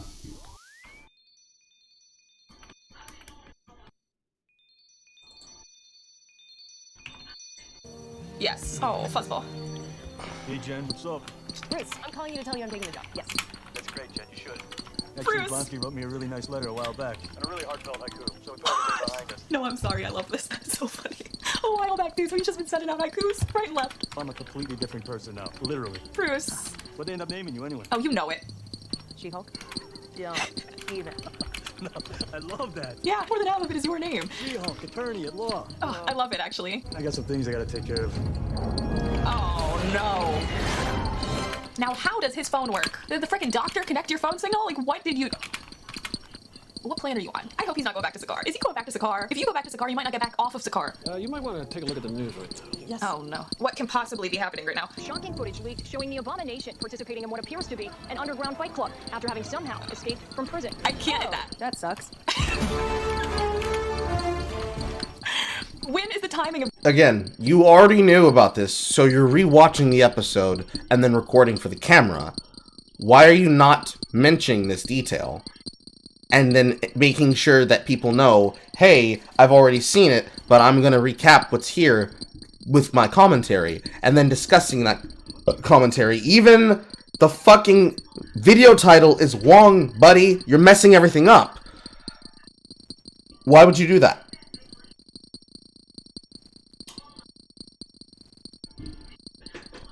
There's a problem here. There's a very big problem here.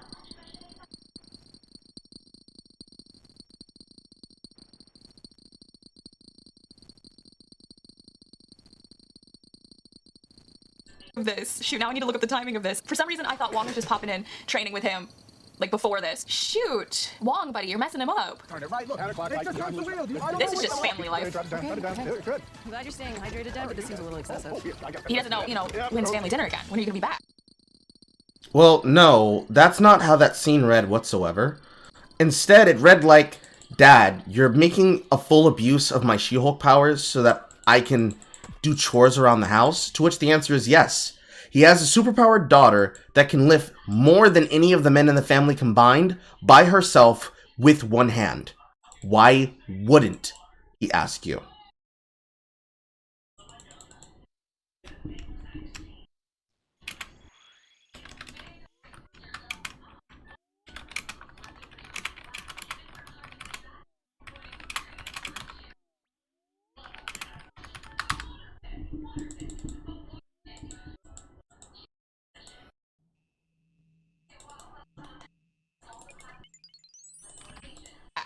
Oh Oh my god. But is he still in the prison? So he must have just gotten broken out. But Wong returned him. Wong returned him, so he would still be in the prison, so it's not a prison break. But if the prison hasn't announced that he's still here, and also they're trying probably to figure out what the heck just happened, because that was a maximum times like 1,000 security prison, and...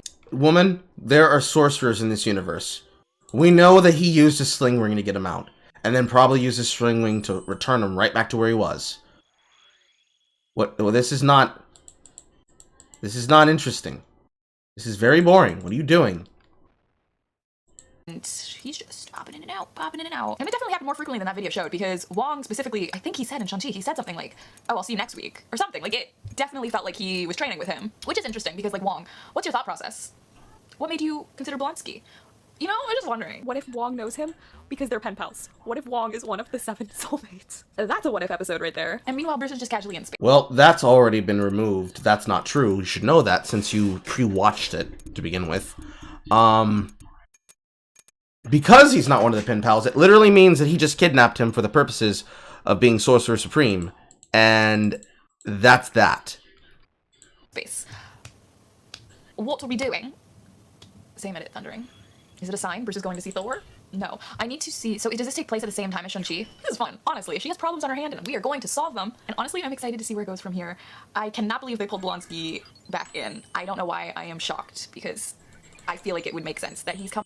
They pulled him back in because they thought, man, you know what we should do in an episode and a show about the Hulk? We should bring in the other Hulk persona, and we should also bring in any person who's been tangentially related to the Hulk. Because reasons. I personally would not be surprised if at some point Thunderbolt Ross shows up in the middle of this and we get a Red Hulk. I would not be surprised if we were to get a Red Female Hulk with Betty Ross. I would not be surprised with these things that could definitely happen, but I'm also not going to hold my breath.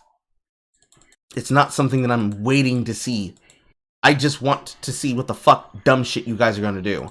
And honestly, on the list of things that I didn't expect them to do, expecting them to basically bullshit around a reason to make up some tension and drama was not something I expected. I expected them to be common sense.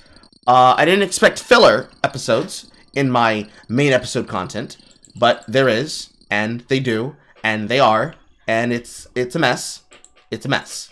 Coming back from Incredible Hulk, I need to prioritize that on my to-do list. Anyways, hope you guys liked this video. If you did, give it a big thumbs up and subscribe if you want more movie and fandom related content, and I will see you guys for the next one. Thanks for watching. See ya.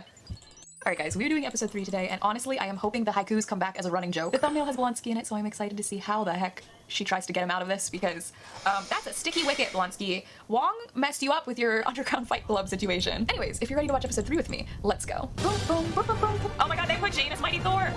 And Kamala! I guess they removed Moon Knight though. I see what you guys are saying now. That's sad. I liked looking at Moon Knight in the M. Oh look, she's got this figured out. She can be serious. You said to my face that you never turn into the Abomination anymore. No, I said I choose not to. Yeah, Look. I feel like Jen as a lawyer should know the wordplay. Who forced you to escape this insanely high security prison undetected? In the footage, please. Prison undetected. No. Got this figured out. She can be serious. You said to my face that you never. So you superimposed and cut through the footage, but we can clearly see on that transition that she did there that she was playing the footage. In the episode, it makes it very clear she's playing the footage, but for some reason she chose to clip shrimp through that and just simply get to the talking portions. She can see the sorcerer! You can see him. He's there. He's very noticeable. So you know that it had to be somebody with the ability to go in and out of places. Did Bruce at no point in time tell you about the Sorcerer Supreme? Did he not tell you about Comatage? Did he not tell you about the Sanctum Santorums? No, never came up. Not even a thing that you would have discussed during your training. Very bizarre for you to say, I don't even know how the fuck that happened. How'd you do that? When you should definitely know how he do that. Since the sorcerers helped save the goddamn world. And at the very least, Doctor Strange is a public figure. Stephen Strange himself is not just a public figure, but Doctor Strange is a public figure. People would know. People would know. People would know. And you're just not enough Superpower law division. Something that should be briefed on. Something that would have been in the notes. Yeah, this is shit. Never turn into the abomination anymore. No, I said I choose not to. Yeah, I feel like Jen as a lawyer should know the wordplay. Who forced you to escape this insanely high security prison undetected? Insanely is a little bit, like, questionable. Miss Marvel has people escape And then you just pause through the answer. Wild. from it too. And his name is Wong. Just Wong. Like Beyonce. He's either a sorcerer who lives in New York or a librarian who lives in Nepal. Both. Both is good. Of course I can get to him. I sent a thirst trap. It was a picture of me with a bunch of books. I said that there's a trap. It was me with a bunch of books. Isn't that just her headshot as a lawyer? With a bookshelf behind her. I know, you can't wait to see Wong. Ma'am, I get hands it. on the wheel. I just want to make sure that you don't think this is one of those cameo every week type of shows. It's not. Okay, that's fair. Just remember whose show this actually is. Couldn't forget. I see that they're using his military photo on the news. I love how we're just seeing Titania. Right now, Abomination is potentially getting in trouble for breaking out of prison, but influencer Titania's got real issues, okay? And her legal team is gonna make sure they go away. I have no problem with female heroes. I'm just saying, make your own. I don't know about y'all, but I... This feels like a callback, doesn't it? Reminds you of what you choose to do to yourself. Also, this was a very bizarre thing to watch. They go through totally not Twitter, totally not Facebook, and totally not social media website, and they end up landing on a fake version of TikTok to then zoom through the feed of multiple people talking about She-Hulk, and it's very dumb, because if there was a She-Hulk, much like how they then released a She-Hulk filter that people have been using a bunch of, they went from, oh my god, I as a black woman look good, to, oh my god, I as a white woman look good, to, guys, the filter turns your titties green. They would be not having conversations that sound like the bread tube side of content creation. It's not a thing that they'd be doing. Not the public. Not the public. On the line, you have Gideon Wilson. Wow, it's like they saw this coming. Someone on that team can... No, it's not. It's kind of like they know that Cable are horny for She-Hulk, and they stuck in some modern commentary. See into the future, or maybe just see into the past, because it's happened with every single Marvel woman. Captain Marvel, terrible movie. Black Widow, terrible. Black Widow is a terrible movie, period. Captain Marvel was a terrible movie because it was literally stuck in between the last release and Infinity War to give a justification for why actually she came first. She's the best. Very bad marketing. Not very charismatic actress, which is bizarre because if you actually watched any of the other shit Brie Larson was involved in, even in shit like Kong Skull Island, even shit like Scott Pilgrim vs. the World, she was charismatic. And then she became what she is now in terms of Hollywood. She did it to herself. Besides that, yes, and yes, bad films. Terrible movie. Even Moon Knight was getting people saying it was... No, people just liked Moon Knight because it was too full of too much fucking filler. It was too woke because Layla got superpowers in it. And no, I don't think people were saying it's woke because Layla got superpowers in it. I want you to substantiate your claims. You literally had a video where you're going through the screen talking about the shittiest opinions you could get in form of comments. I want to see some comments. I want to see some tweets. I want to see some Substack blogs. I think you're lying to me. Marvel, nope, woke trash. Thor, how dare they give Jane that? Valkyrie, how dare she... Bullshit, bullshit, and bullshit. Shut up. Talk about being queer. Some of these complaints have started to turn into the kid that cried wolf. I don't care what anybody says about me. No. It can't be. Not when you decided to dox a man because he said, I don't like your opinion. No. You don't get to do that. I'm sorry. No. I know my value. Anyone else's opinion doesn't really matter. Which just makes me think again, like, of all the children in the MCU who probably have written papers on Peggy Carter. It's just so sweet. This is not gonna go away just because you're ignoring. Every minute I spend on this crap is one less minute I spend focusing on my job. That is the spirit. Any minute I spend worrying about this crap is a minute I wasted that I could have spent on my job. That is honestly quality mentality. Hello, Not Dennis. No, I can't talk to a 10 about embarrassing man's stuff. She could be my next fiance. Happy to not be involved. This woman's like, I'm backing out real fast. Yeah, I'll take him. Punk our doesn't friend, want to be Mr. involved. Bukowski. I just cannot get over the fact they gave him the last name Bukowski. And apparently that was his name in the comics too, so someone knew what they were doing. Girlfriend in question is a shape-shifting light elf. Reading and looking at your source material is literally the baseline of your work. You don't get a clap and a half for doing your job. From New Asgard. Wow, Dennis. Well, to be fair, I thought I was dating Megan Thee Stallion. Sorry, you thought you were dating Megan Thee Stallion? What part of Shapeshifter did you not get? The part where the self-awareness is missing, but it's fine.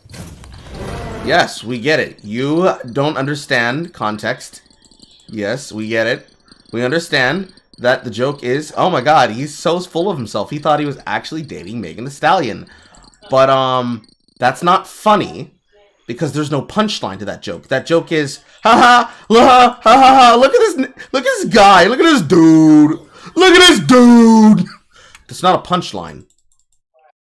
Progress. Received your message. Mr. Wong, good luck. Dennis?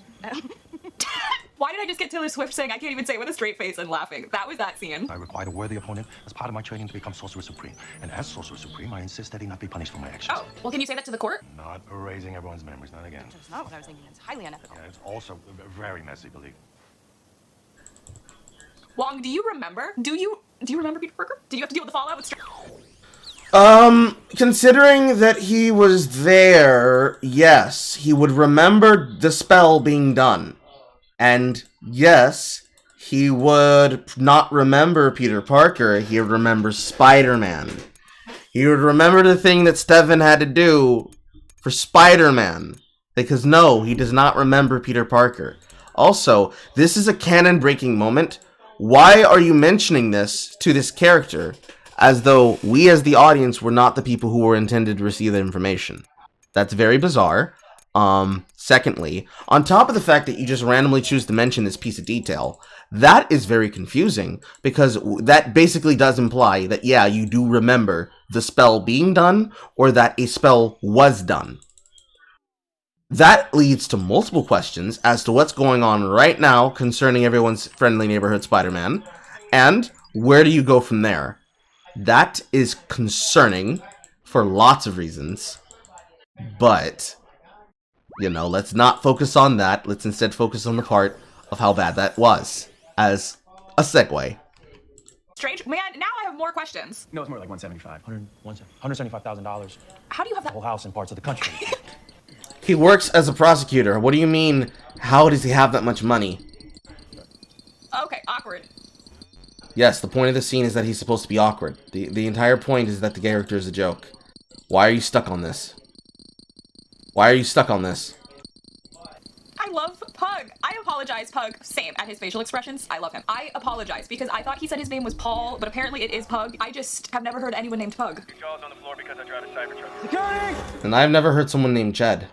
I love harassing women in the workplace. It's my kick, baby. Not cool. I'm dying. I love how he knew that. He knew it. I don't. We believe you, Pug. You guys know me. Yeah, we know you. We know you. You got a heart of gold, man. Is it true you were rejected by the Avengers? Jennifer Walters, also known. Also, man, guys, I love the guy who is the designated totally same of the audience. I, as a woman, endorse this man's penis. He is based and valid. As SheHulk, rumored to have been rejected by the Avengers. What? Y'all can just start a rumor at any point.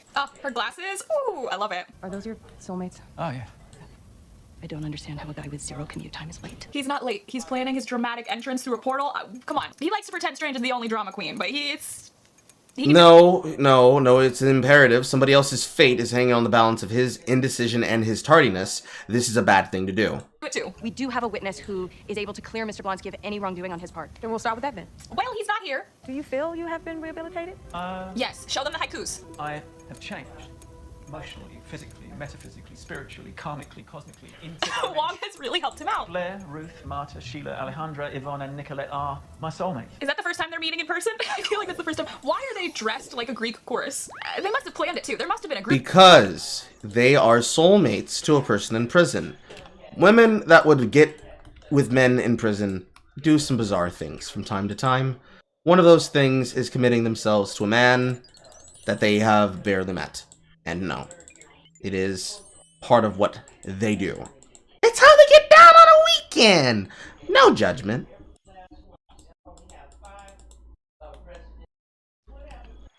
Chat, I'm just so confused.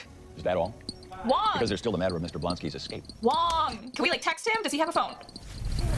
There's the dramatic entrance. My apologies, Miss Walters. Finally. I lost track of time. Right. Love when the people who had control of the time stone lose track of time. Excuse me, Your Honor, but... We actually don't know where the time stone is.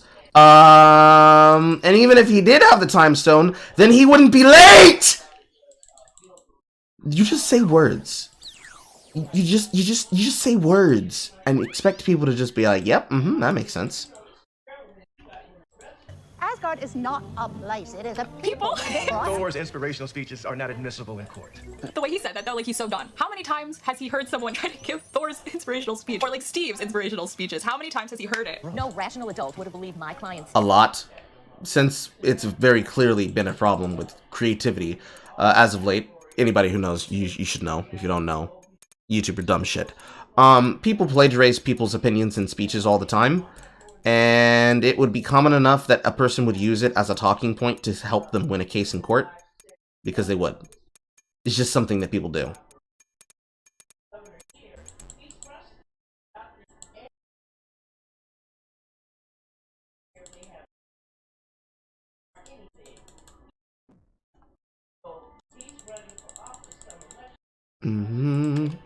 Texts were from the real Megan Thee Stallion. Mr. Bukowski knew he was dating Miss Runa. I'm changing my ruling.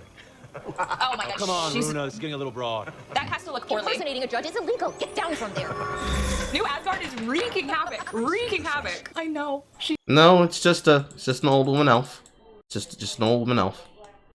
They be wildin'. They be wildin'. They be wildin'. Whiling. She just said, like, this isn't gonna be a cameo show. But can Valkyrie come? Can Valkyrie show up now and, like, as a representative of New Asgard? Listen, I know that they wanted to do a thing, but can I please get fan service? I want fan service. I don't care about plot. I don't care about character development. I don't care about character growth. I want to see my favorites. Come on, show me my favorites. Show me references. Show me references. Show me mentions. Show me people. People, show me people. Pain. I would love Valkyrie showing up. We gave him no choice. It was absolutely his choice to return. He was quite adamant he'd be returned to serve out his sentence and repay his debt to society. That was solid, Wong. That was solid. Was he late? Did he lose track of time, or was he just practicing his speech in front of a mirror? You know? How can you argue against the Sorcerer Supreme? So, the way that you just mentioned, he had to control the time stone. Why would he not then spend the time doing that? Wouldn't that be a thing that he would do if he had access to such a thing? I think I would, if I had access to infinite amount of time.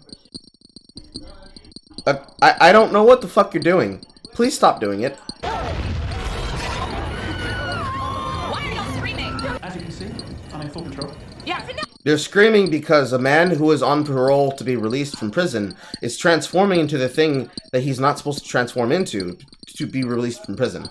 That's why. He's in full control. He's in full control too. Ladies and gentlemen, I beg you to forgive Mr. Blonsky's enthusiasm. He was just showing evidence. This proves that in every instance, Mr. Blonsky could have broken free, but has chosen to remain in his cell. Oh, smart thinking. We will adjourn for today and consider all of the facts. We will reconvene once a decision. Okay, well, hopefully Wong doesn't have to show up for that one. Let's get this man some clothes. You realize that you've just admitted to facilitating a prisoner escape, which is a crime. I must depart. Peace out. They don't even know how many crimes have been committed over there. I cannot wait for this to be over. And there's nothing that ever comes from that. They never follow up on that. They never take him to prison. He's never held accountable for his actions. There's never a mention of a manhunt for Sorcerer Supreme, for Just Wong. He shows back up in other episodes in the courtroom as a reference, specifically to an episode that's about to get mentioned because it's the next one in the list. Let's just let him. He's just out and about. He never faces justice. Jen never makes him stand for justice. Yeah. So I can go back to being a normal, anonymous lawyer. Oh no. Who also happens to be a... Ma'am, I don't think you're ever gonna be an anonymous lawyer again. I'm so sorry. God, Dennis Bukowski. Oh, yeah, no, you're gonna need that. Nothing to end the story. Nice. He once described himself as a New York 10 and an LA 11. Not the audience laughing. Dennis Bukowski is an almost pathologically entitled man. He would absolutely believe that he's dating the real Megan Thee Stallion because he is truly that delusional. I feel like it helped your case, Dennis. I feel like it did. 60 days for impersonating a judge. No. That's right. There's only one Megan Thee Stallion. Did Dennis Bukowski just give me an idea? That will stay between us. We won't tell. After reviewing his record, we hereby grant Mr. Blonsky's release on parole, effective immediately. Look at them all in the back. My client's name is Emil Blonsky. not the abomination. Yes. Got it. That's important, Some sir. random guy on the news came up with it after thinking about it for like 2 seconds, but it stuck. So now His whether I origin like is it a or funny not, I story. When we come back, SheHulk shares her diet and exercise secrets. I'm sorry. I'm sorry. I feel like that's a reference to all the time Scarlett Johansson has gotten the rabbit food questions. 100%. Not just Scarlett Johansson though, like every actress. That one time Ruffalo answered for her. A true hero. That's all I'm gonna say to that. Ah. What? Oh, wait. Get off me. If you're gonna strut around showing off your powers, you better be able to back it up. Where did y'all get this tech? Did you guys rob an Asgardian construction worker? Yeah, that's what it looks like. Yeah. All right, let's do this. Can you imagine if these people You got the answer you immediately asked for, and at no point in time did you then ask the questions I asked, which was, oh, you robbed a new Asgardian construction site. Is that Uru? Is that the energy conducting metal used in Stormbreaker? A metal that you would have access to definitely after coming back, making that weapon meant to defeat Thanos? Is that a weapon that is now being used to bounce off the skin of a hero? So she's invulnerable to energy absorbing Uru metal? No, never didn't occur to you. Just, ooh, goofy hats. They have goofy hats on. went to Bruce and said you're strutting around with your powers? Okay, bad idea, bad idea. Go back, go, go, go. Why was it ever a good idea? Did you get it? No. Once you turned into SheHulk, Oh. you couldn't pierce that nasty green skin. Damn it. Boss gonna be mad. Oh shit, they're going for her blood? That makes sense. God, that look where she's like, shit man, this literally is my life now. It's brutal to have to be faced with the fact that this literally, you didn't ask for any of this and now you've just got to accept it. And you have to accept it quite quickly. Which is funny that she's obsessed with Steve because I feel like that's what Steve had to do too. Now, there's a thought here. And there's several thoughts. Let's start off with any person in public has to be ready and capable of accepting that, yes, I'm being physically assaulted and that I have to adjust myself to dealing with that mentality because I have to be mentally prepared to just suffer with it. That's a thing that any person would have to do. The second problem with that is that, yeah, it doesn't matter whether or not they think that she is guilty of strutting around with her powers or not. They are assaulting her, thus demonstrating the cabal of what you will later learn is totally not 4chan and totally not anonymous. Decided to target her for her blood. For what reasons? We can only go off of his explanation, because that's the only explanation you're getting about people potentially wanting to make use of her blood and take it for various purposes. I, however, would like to say that it's probably stupid for you to do it like that, because that doesn't make sense for lots of reasons. And unfortunately, none of the reasons that you give is acceptable. None of the reasons that you give afterwards are acceptable. They're really shit. They're really, really shit. That's just me saying it, though. But my opinion doesn't matter, because I'm a man, and I have a penis. Basically him sitting there in the first Avenger, you know, drawing him as a dancing monkey, having to come to terms with the fact that now he's basically like this symbol and this superhero, and he wasn't even really prepared for that life at all and didn't really know what the heck he was getting himself into, and now she's going through the same. So it's just, it sucks. And then just also dying at this. You are way more fun than my last lawyer. I will kill for you, Megan Thee Stallion. Dial it back. I also love how she came to the courtroom. She was like, I gotta see this for myself. Honestly, it's just a funny show. I don't know, man. I also love how Wong just portaled out. Anyways, I personally think the show is really fun, and I am glad to see that it's keeping that energy. I cannot believe Dennis came back. I can't. Also, thank you guys so much for the support. I feel like I didn't realize I was tripping over a hornet's nest, but clearly I did. I feel like a lot of people are acting like I'm holding them at gunpoint, saying never give your opinion on a show or movie ever again, but in reality, all I did was offer a personal interpretation of the episode as an alternate viewpoint. So, again, in the context that you doxed a man for giving his opinion, no, you are holding a gun at them and telling them, never give me your opinion ever, or I'll do to you what I did to him.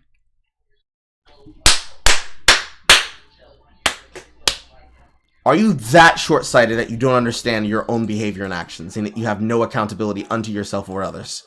Clearly, the answer is yes. For how those scenes could be read, and then also ask if you hate the show so much, why are you watching it? But more importantly, why are you then watching reaction and commentary video? because they want to see whether or not you're going to call out things. They want to know whether or not you're going to simply give it a pass. They want to see and hear, after hearing and seeing you dox people because they gave their comments, about how you're going to handle things from that point moving forward, and whether or not you have the gumption, the temerity, the common sense, or just the accountability to say, you know, it was unacceptable for me to do this, and I will do better next time. You know, they want to see if you're going to be a content creator or instead just a socialite. And it seems you've chosen media socialite. Why address it again after having addressed it in a video that you then deleted on your channel, which would then lead to the reason of why you're even mentioning it in the first place? Why are you doing any of the things that you're currently doing when you should just simply not be doing it?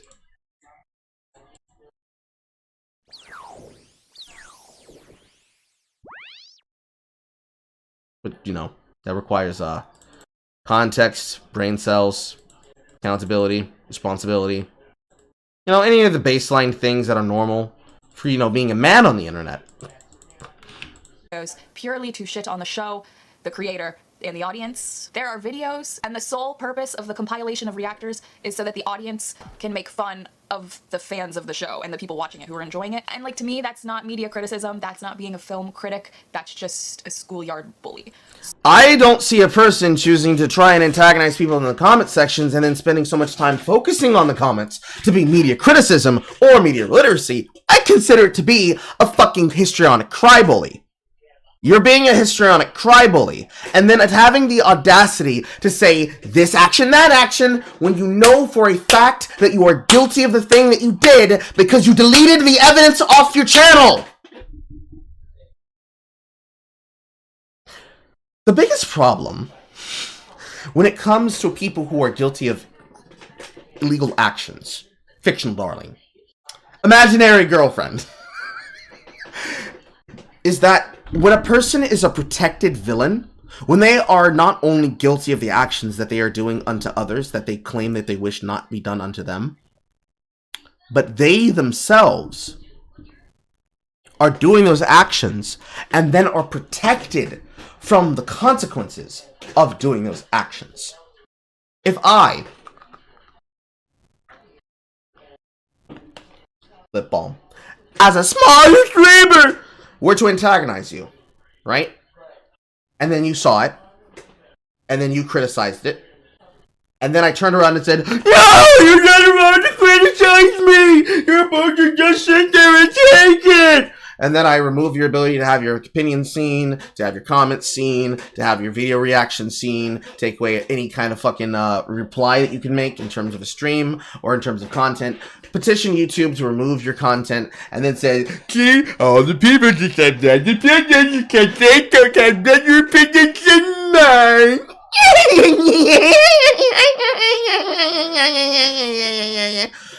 I would deserve to be mocked for that. As any person should. Reason why? Being, I shouldn't be hiding. At all. And yet, that's exactly what the fuck is happening. It's bizarre, it's strange, it's weird, it's dumb, and it needs to stop. Because, if you are such guilty of said action, if you are doing and are accountable to such shit occurring, you deserve what comes next. Period. Period.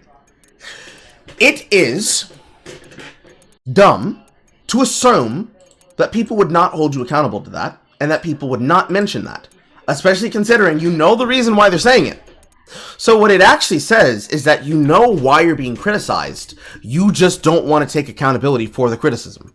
You know why they're saying and doing what they're saying and doing, you just don't like the fact that they know, and that you can lie your way out of it. You can't say, ugh, why do you care so damn much? And it's like, go to video, pull up scene, show doxing, that's why. You don't like that they can do that. And instead of taking accountability and saying, yes, I was out of pocket, I am responsible for my actions, and I am sorry, you're instead saying, I don't know why the rest of you are here.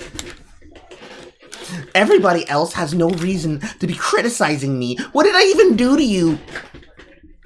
Looking around the room to see whose eyes are darting to their cell phones. And then as soon as you see them reaching for something... You can't blame me. He was reaching. He was reaching. He didn't stretch first. I hate when people do that. Just when it's over dumb drama. I would like you to take accountability. We would like you to take accountability. Please. A little bit. Just a small amount.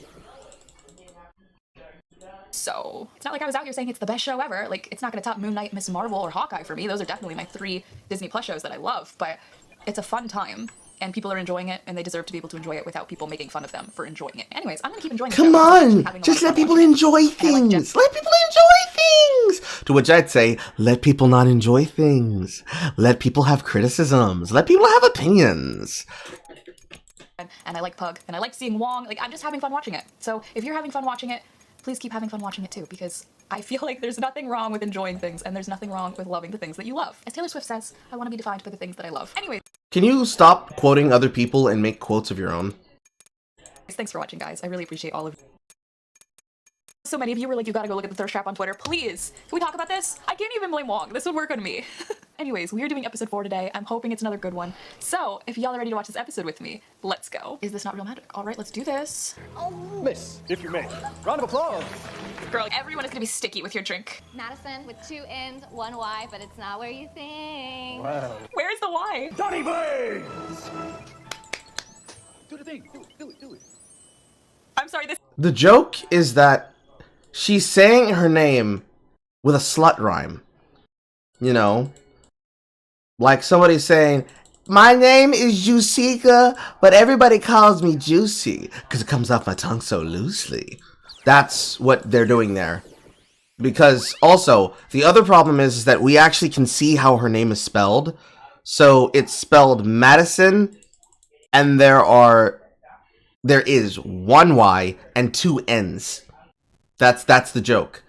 The joke is, haha, my name is hard to spell, and it's not what you think it'd be. Teehee. And that's not exactly a thing that's wrong with the show. I laughed at that joke because I thought this girl looked a little bit like the Mary-Kate and Ashley sisters. Realistically, I should say Olsen sisters, because Elizabeth Olsen is the youngest sister of the family. But, I just thought it was funny in the moment. It immediately subsided to rage when I saw this guy pull out a sling ring. But I laughed because, I love dumb bimbo characters. They're fun. But yeah, just my opinion. This guy has Agents of S.H.I.E.L.D. vibes. I don't know if it's just like Donnie Blaze, but he just feels like someone Reina would come to get. Did he steal the sling ring? Yes. Yes, he did. And I know you watched the episode ahead of time, so stop pretending. They're like, yeah, that's real magic. All right. Ew. Madison, with a Y, come on. Are you playing Wii? What are you doing, Wong? Oh no, you're vibing to the music. Okay. Ew, what? Where did you come from, miss? I grew up in Fort Lauderdale, but my dad lives in Phoenix with his new family, so I go there sometimes. The Florida woman. Every time they give us Florida representation, it's always like this. It's always like this. This is the one where I don't see how that's a problem of the character or of the show, considering the joke is he asked her, where did you come from? And considering that she is either drunk or ditzy, she just answered what a normal person would answer when someone asks you, where do you come from? That's supposed to be comedy. You're supposed to understand that. You know, the thing that you were doing before, the misdirection, the slapstick vibes. For some reason, we suddenly, we don't know how to deal with that. Interesting. Interesting! They killed Adriana. It was so sad. You just ruined it. Oh no! Donnie Blaze is going to pay for this. And it's sad because there was no social media involved. No social media. He was sitting down, ready to enjoy his night, and the spoiler just came right into his own living room. I am concerned by the heart she was holding, though. Very nonchalant about that. Whose heart was that? You look happy. Am I? I guess you saw that Wong is back. Oh. It's like giving the show Twitter armor for a week. Twitter armor, oh my god. But what if they come back? Then I will kick their ass. What if they come back when you're sleeping? Girl, you used your LinkedIn headshot for your dating profile? Miss Walters, what a legal situation. Yes, I'm glad that even a woman says, bro, that's really fucking wild.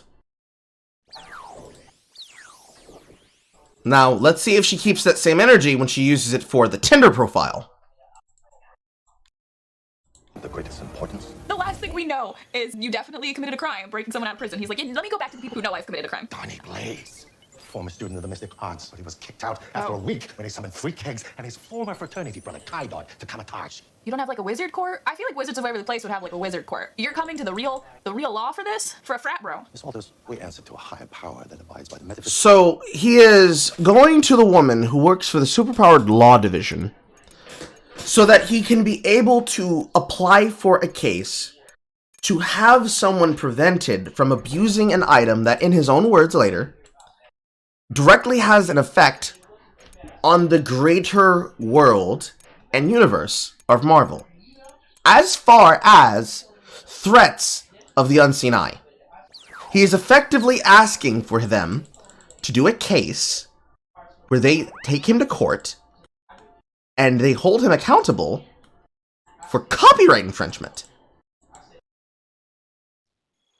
It's not a big deal, but it is a big deal in that you're questioning why did he go to the main character of the show to solve this problem, since it's a matter of legality.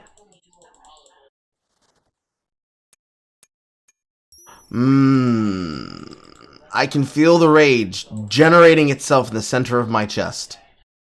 I can feel it. It's palpable. I'm disgusted by how dumb the character is. I wish I could say it's because they chose to make her that stupid. But no. They just be out here like this. They just be out here like this.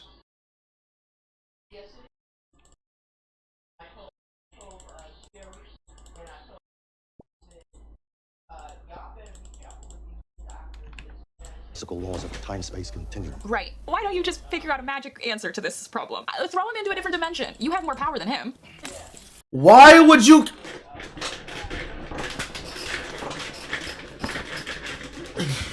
You know, you have more power than this normal citizen that just doesn't have the control that you do. You know what you should do as the Sorcerer Supreme of Kamatage? You should murder him!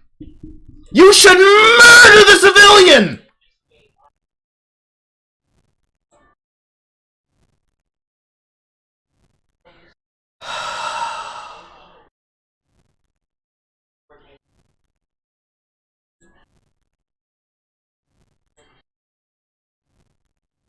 Hey.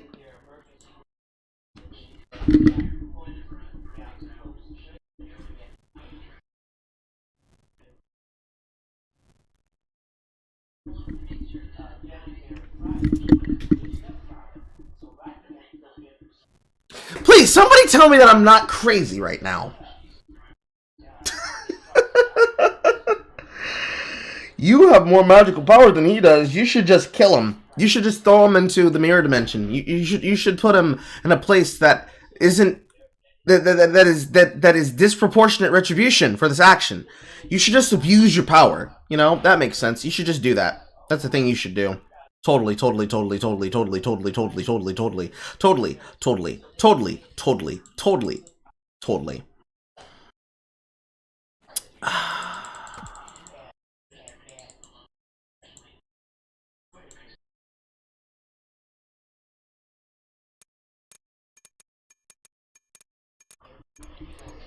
There is so much wrong. So much wrong.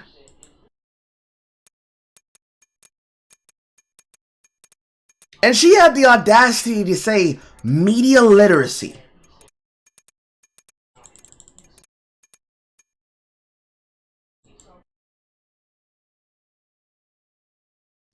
This reviewer had the audacity to say media literacy.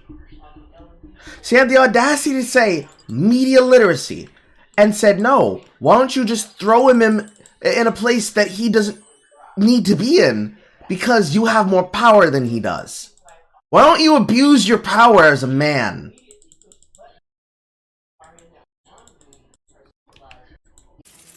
Oh, wow. That was fancy. Human tricks. You know what though? Paul Rudd worked really hard to learn that. Now your dating profile. On to the last bit of the blind keeper roll brief. I love how they're treating this bar like a Starbucks. I hate to see two stunning women sitting. Why? Well, okay, so first off, it's a legal bar. Made clear by the pun, legal ease. You know, legalese. Legal ease, puns. It's a dive bar. It's a community frat college dive bar that just happens to be frequented by lawyers of the city. It's the MCU. We'll make exceptions for bullshit here. However,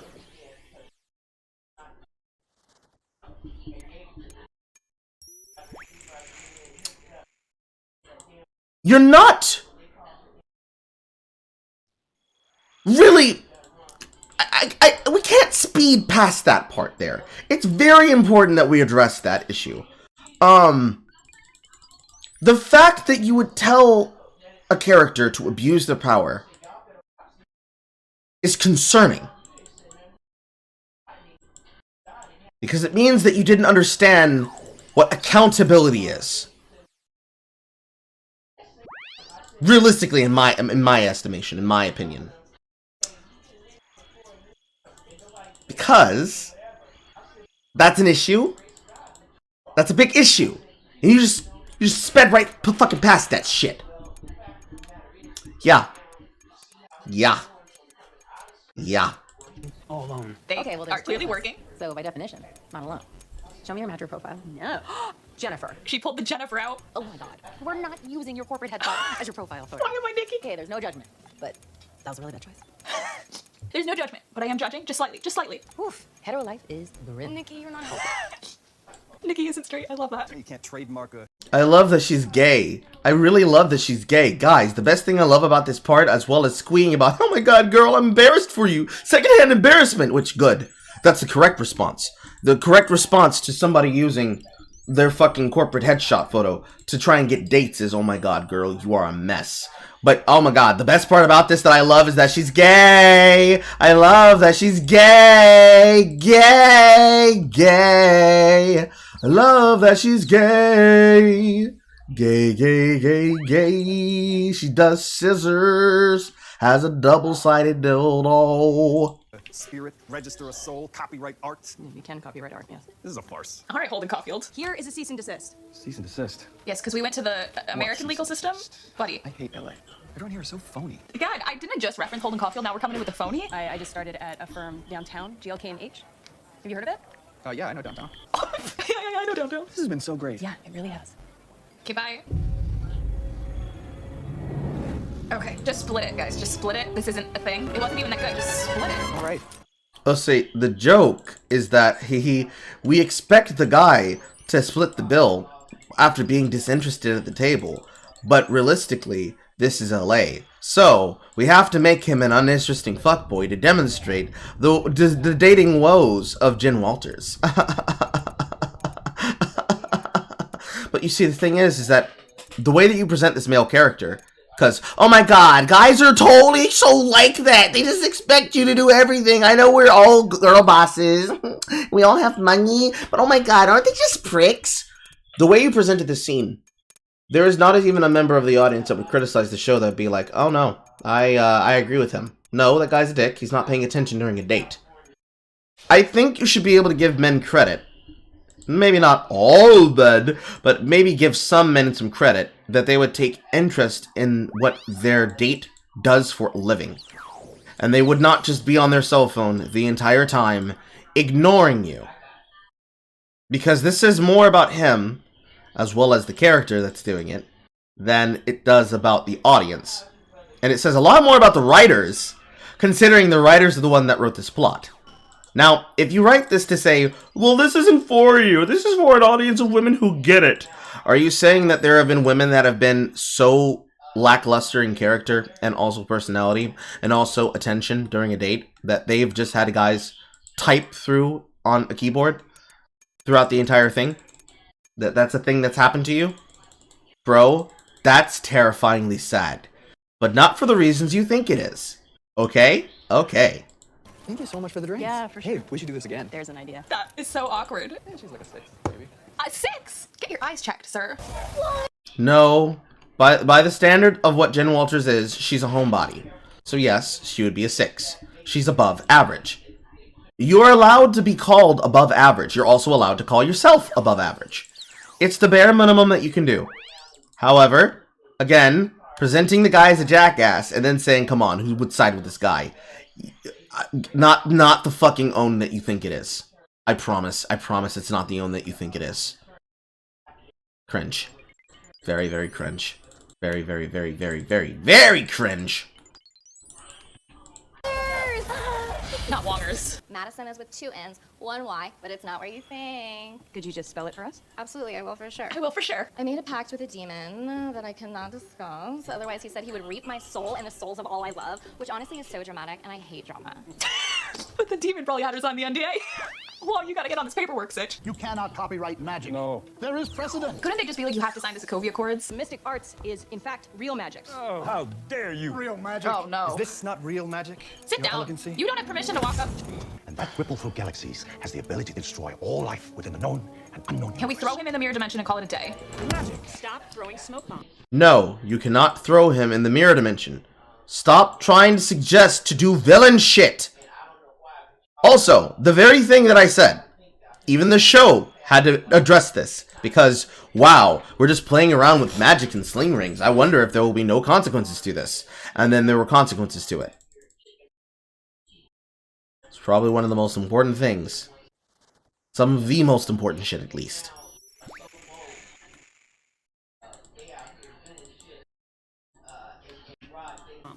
How did he get these through security anyway? How did he get these through security?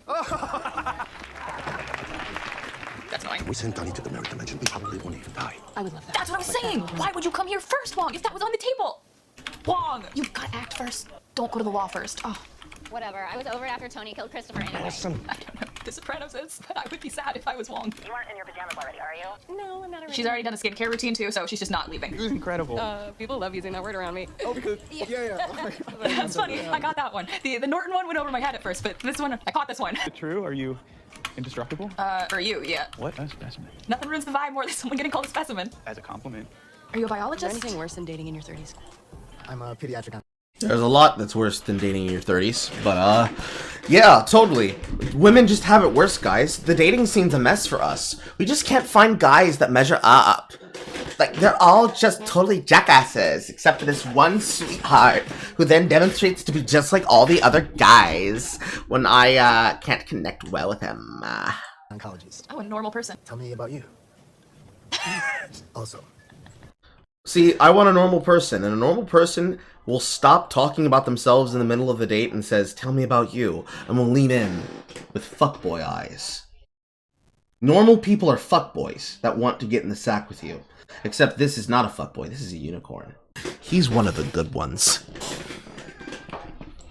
Should we split some fries? Oh my god, the magic words. You did the same trick at a show last week, and my friend Kayla ended up stranded in a parking garage in Pomona. At least he stopped sending them to different dimensions. They can still get an Uber wherever they went.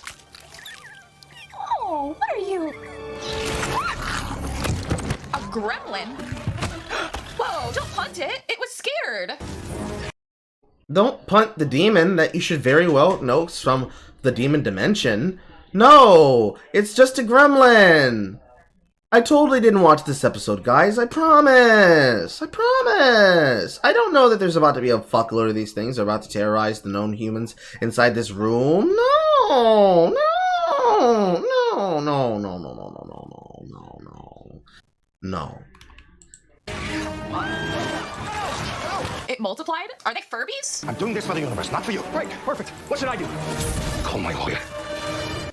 Miss Walters, why aren't you answering a mobile phone? Never mind, I see. Wong, what is it? Sonny Players opened the wrong portals. I need your help. So the greatest urgency. Oh, I forgot that she's literally SheHulk. I was like, why would Wong need as a lawyer right now? Forgot she actually has superhero abilities. Right. I forgot that this character has superhero powers, and that there's a reason for why this scene would recall for her to be there. Man, why am I shocked that they went to go get help from the person who is supposed to be a part of the episode? That's so crazy. Isn't that crazy, guys? Guys, that's so crazy.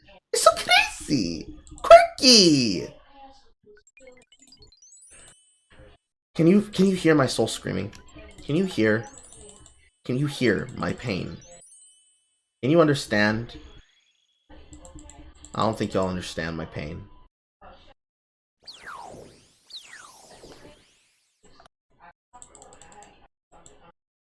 feel like your dad. She's 30. I'm not sure exactly what I'm supposed to be doing here. Be a Hulk! Oh, they don't die? Of all of the Avengers, he can come to. I know you know Strange exists, who also has magic. No! The show is called She-Hulk, not She-Hulk and Strange. And certainly not Hulk and Hulk. And not Hulk and Sons. Oh, you guys are fucking stupid. No. Why all the people with media attention have to be stupid? It's so bad. It's so bad. So bad. So bad. So bad.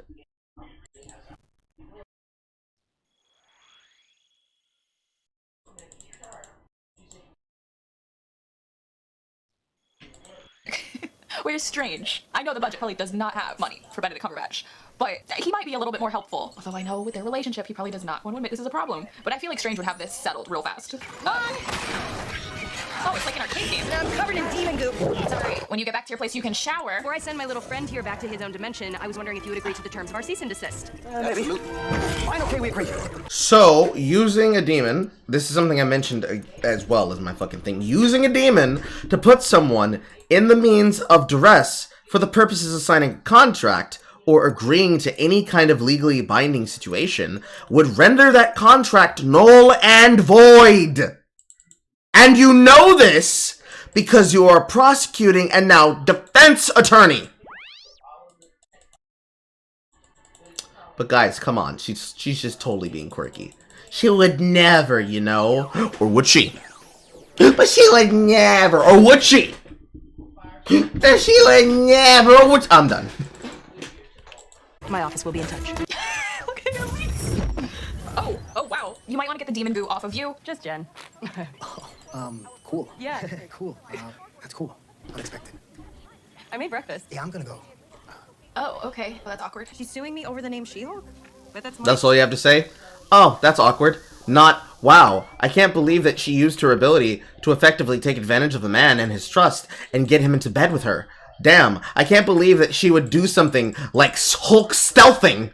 Man, I can't believe that a hero would misabuse her abilities like this to get sex. No, that's awkward. I feel bad for her. Sad Jen.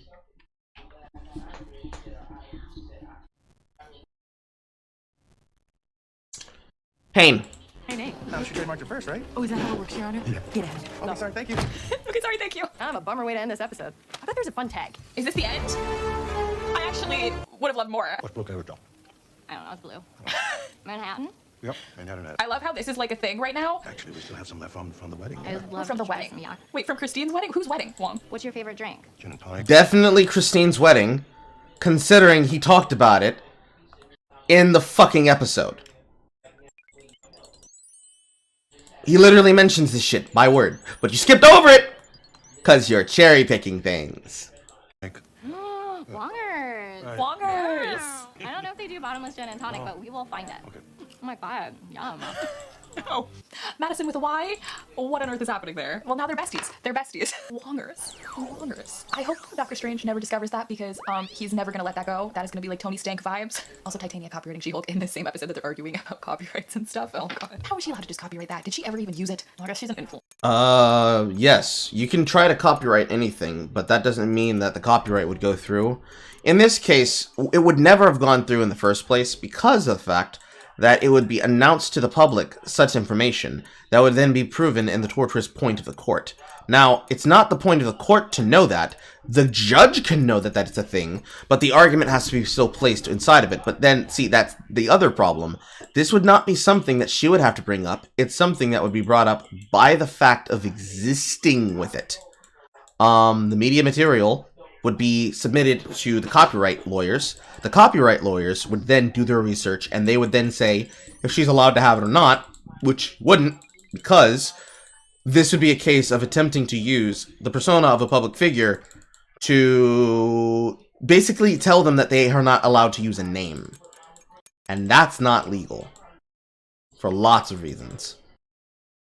Well, what do I know? I'm just a federal, well, not a federal, ex-Fed worker, who happens to understand a lot about the legal system, because he needed to. Because to put away people, I needed to make sure that I could put them away without them getting out of a loophole. And this is kind of one of those things that you learn to do. You know, your job, which is the job that you should have done, as a media expert, and also as a critic, by reviewing these things. But, no, we're here to the fangirl. We're here to fangirl. That's what we're here to do. So she can do like anything, but that's so annoying. So annoying. I loved seeing Wong again though. Like, is he actually becoming a recurring character on the show, not just a cameo? Because I'm very, very here for that, and I love how we actually got to see more. I love the fact that we're getting more guest characters and we're not getting just the character of the person in the show. Yeah, I love getting extra shit that we shouldn't be getting because it's supposed to be her show, not someone else's show. Yay! Yay! Faniel! Yay! Of like Titania coming in. I'm sad we had to see Jen getting her heart broken on all those dates though. Anyways, I really like this episode. I hope you guys like this. Heartbroken on all of those dates. Every single date except for the unicorn literally was going shit. You can say who's responsible for it being shit, but every single one of those dates were going shit. So,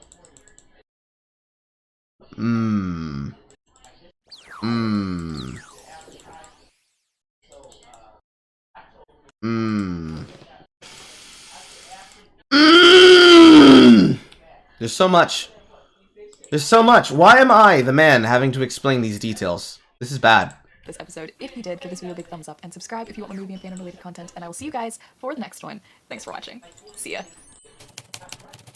Literally unrelated to everything, but I finally got enough boosters to upgrade Jubilee to infinity! Oh my god, she's one of those. It makes more sense! She's a consumer! No wonder she's so bad. I shouldn't be surprised that she's a consumer, but she's a consumer. She's a consumer. She can't help herself, guys. She can only fangirl and squee. Those are the two programming settings that she comes on. I'm a jackass. I'm a dick. I'm a balls. I'm a dick and a balls, and I smell like draws. I love her. Also, I looked up Jubilee because I loved her card so much in this game. I was like, oh, I love her. She was a mutant who has now, according to her wiki... So, you upgraded the... Never mind. Not actually important. She's one of the... She's a Genshin type of fan. She apparently lost her mutant abilities and is a vampire. And it's just one of those comic things where I'm like, can I take this character away from y'all? Because what is happening over there? She deserves better. Nothing against vampires, but like... Then I got sucked into reading a bunch of forums where everyone was like, Jubilee doesn't really have good powers because she's just fireworks. Y'all, you're not going to tell me a firework to the face won't blind somebody. Granted, she doesn't look like the type of person who would willingly use her powers to blind people, but I just feel like fireworks are not a weak power.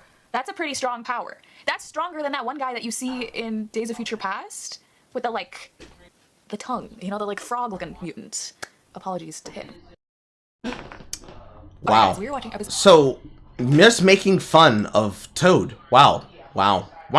So, yes, prestidigitation in the form of fireworks is an ability, especially if the fireworks are able to expand heat, because it effectively means you have a very, very, very useful form of distraction and creative dance battling that focuses on distraction. But more importantly, it's more important to have a tongue that is elongate, that has the power of being 7 times the power of steel with biochitin, and effectively can be used as a rope, a lasso, or a murder weapon, should you choose to.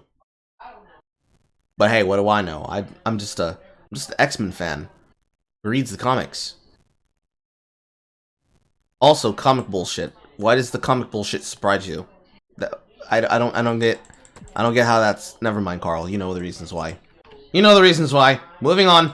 Episode 5 today, but there are a few things on the docket first. One, if you see a comment like this, It's spam. I'm so sorry. I know a lot of people were emailing me asking about this giveaway. There's no giveaway. It's just a spam thing that's going around YouTube that you would think they would prioritize fixing. Please stay safe out there. Also, a lot of you were asking me what game I was playing last week. It was just Marvel Snap. It's still in beta, but they did announce that it's coming out in October. So if you like card games and you like Marvel, I definitely recommend it. Not sponsored, I just genuinely am having a lot of fun playing it. And they're running like a SHIELD vs. Hydra event right now, and they included Quake as SHIELD. They physically put her on the SHIELD list. You know, it sounds and feels more like you're interested in squeeing about your fan game than focusing on the episode, and you're even shilling the shit. Even though you claim it's not a shill, you're still shilling it. Very weird set of priorities you have there, miss. Very strange. And that just, I'm sold, you know? Like, I'm so on board. She's also listed on a team with Nick Fury, which is obviously making me think. Y'all know what it's making me think. I don't want to say it. Anyway, I don't want to know what you're thinking. After seeing the shit that you think about, I don't want to know what you're thinking. Ever. I don't want to know what you're thinking ever again. Except you're going to do exactly that, because we're not done here. We're not done. Bop, bop, bop, bop, bop, bop. Literally talk about Quake for days, so let's just calm down on that front and watch SheHulk. What makes you beautiful? SheHulk by Titania. I can't. Be strong. Be beautiful. Own who you are. SheHulk by Titania. That's brilliant. Brilliant. Strength is beauty. I own who I am. SheHulk by Titania. Meanwhile, poor Jen's barely at the stage of owning who she is. Oh, geez. She's still getting there. She acted fast. She got herself away from the legal situation and then immediately turned it all around. Wow. Here's a quick word from our sponsor. Hey, Titaniacs, can't we see you? I don't get it. You're beautiful. Vibes of Peggy Carter having to listen to that radio show act as her. I'm so sorry, Jen. Titania has trademarked my name. Well, that's dumb. Why would you let her do that? The way trademark works is whoever gets there first gets it, you know? So if you would have done yours first, then she would have been able to. So helpful, Chad. So helpful. Wait, you follow her? For a Where are you? Nikki saying she follows her for recon. I knew it, Nikki. I don't wait in line. Are you kidding me? We're just gonna enter with confidence. That's how it works. Excuse us. I love Nikki. May we all have a Nikki in our life. Honestly, I'd say may we all be Nikki, but truly she is one of a kind. Sorry, little child, but the line starts. I'm pretty sure we all have lesbians. I'm pretty sure lesbians are normal. So everybody should have a pocket lesbian. That's what you're saying. Uh-huh. Way back there. I don't want to cut. I don't want to cut. I want a cut. Okay, give me the money. Being able to walk home at night with headphones on without being afraid. Everyone's drink. But it's not like I'm a different person who needs a different name. That is true. So you're not mad at the name SheHulk? No. She's slightly pissed, Nikki. Yeah, like the most over it. You're crushing her stapler. And her job. Why does she have to charge her fans so much for everything? Me looking at the Taylor Swift merch. Yeah, I still pre-ordered the Midnight vinyl immediately. Excuse me. What's happening, Nick? Hey. Okay. Will you stand in line with me waiting for a sneaker drop? The Iron Man 3s are coming out and they're limited to 1 pair per customer. Oh. Why do you need 2 pairs? What if his pair he's wearing gets damaged, Nikki? He's a sneakerhead. The entire joke is he's buying 2 pairs because he's a sneakerhead. This is not a thing. Guys are being weird.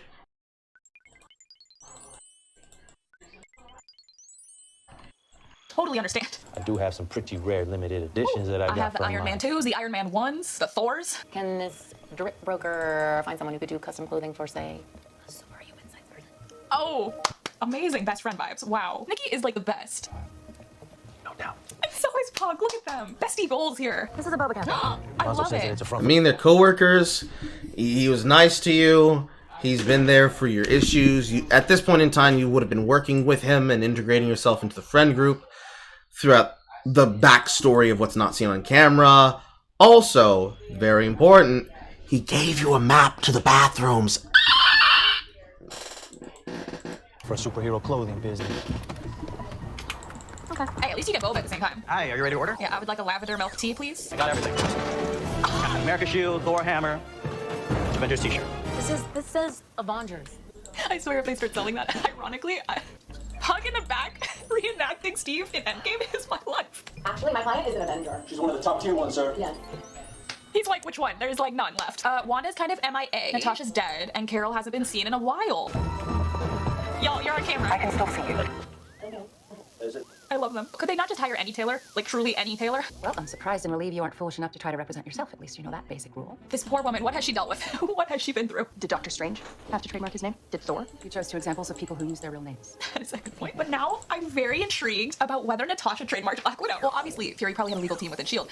Did they trademark like Hawkeye, Black Widow? I'm feeling Nick Fury was probably on top of that. Nice. So the first thing is, those aren't things that you would need to ask questions for, but since you brought up the question, would SHIELD, a paramilitary organization that was technically being invaded by Hydra, have had the understanding and the legal wherewithal to ensure that people did not copyright for purposes of legal abuse the names of heroes in the public sector? The first thing is, they're a paramilitary organization. They wouldn't have to worry about such things, but the other answer would definitely be yes. Yes, they thought about it. Yes, they demonstrated it. Yes, they have that intelligence. It is Nick Fury. He would have thought of this shit. I mean, he had the wherewithal to name the Avengers after somebody he met in the 90s one time. So yes, he would have had the wherewithal. They would have had the wherewithal. They would have had the knowledge. They would have had the audacity. They would have had the gumption, the gall, the nerve. However, I fail to see why I should care about that detail when that is not important. Well, that's just me. They put the Shrek in there. I'm honestly feeling a lot better knowing the writers already knew that there would be a lot of just vitriol surrounding the show, and they said, let's just run with it. Let's turn it into the show. Thank you, Your Honor. So, using Toxic Mean Girl to stand in for insult versus the fans that you definitely would dox and that you would harass and antagonize, that is not the take you think it is. And also, that is not them seeing the wherewithal to say we're going to be harassed. Because they already know that they're going to get criticism anyways. Because you've been getting criticism. Turning that into a moment to say, yes, we're smart. We saw the wherewithal. We're doing it for you, FictionalDarling and other women like this. Never again will we let men abuse us emotionally. It's just not good. It's just not good, man. It's just not good. And yet we're supposed to just accept this. It's normal.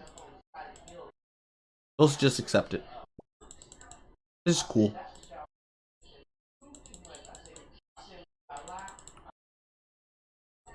As you will see, there are no issues of fact here that would require proceeding to trial. The way she stood up, though, and then like the law music came up like it was the Avengers theme, this woman's winning. I will not answer to that name. You know why? Because it's not my name. Oh, that's awkward. So now whether I like it or not, I am forever She-Hulk. Yes. So, like, this is the basic shit that would happen in a court case where they'd be showing things that they would have learned during discovery.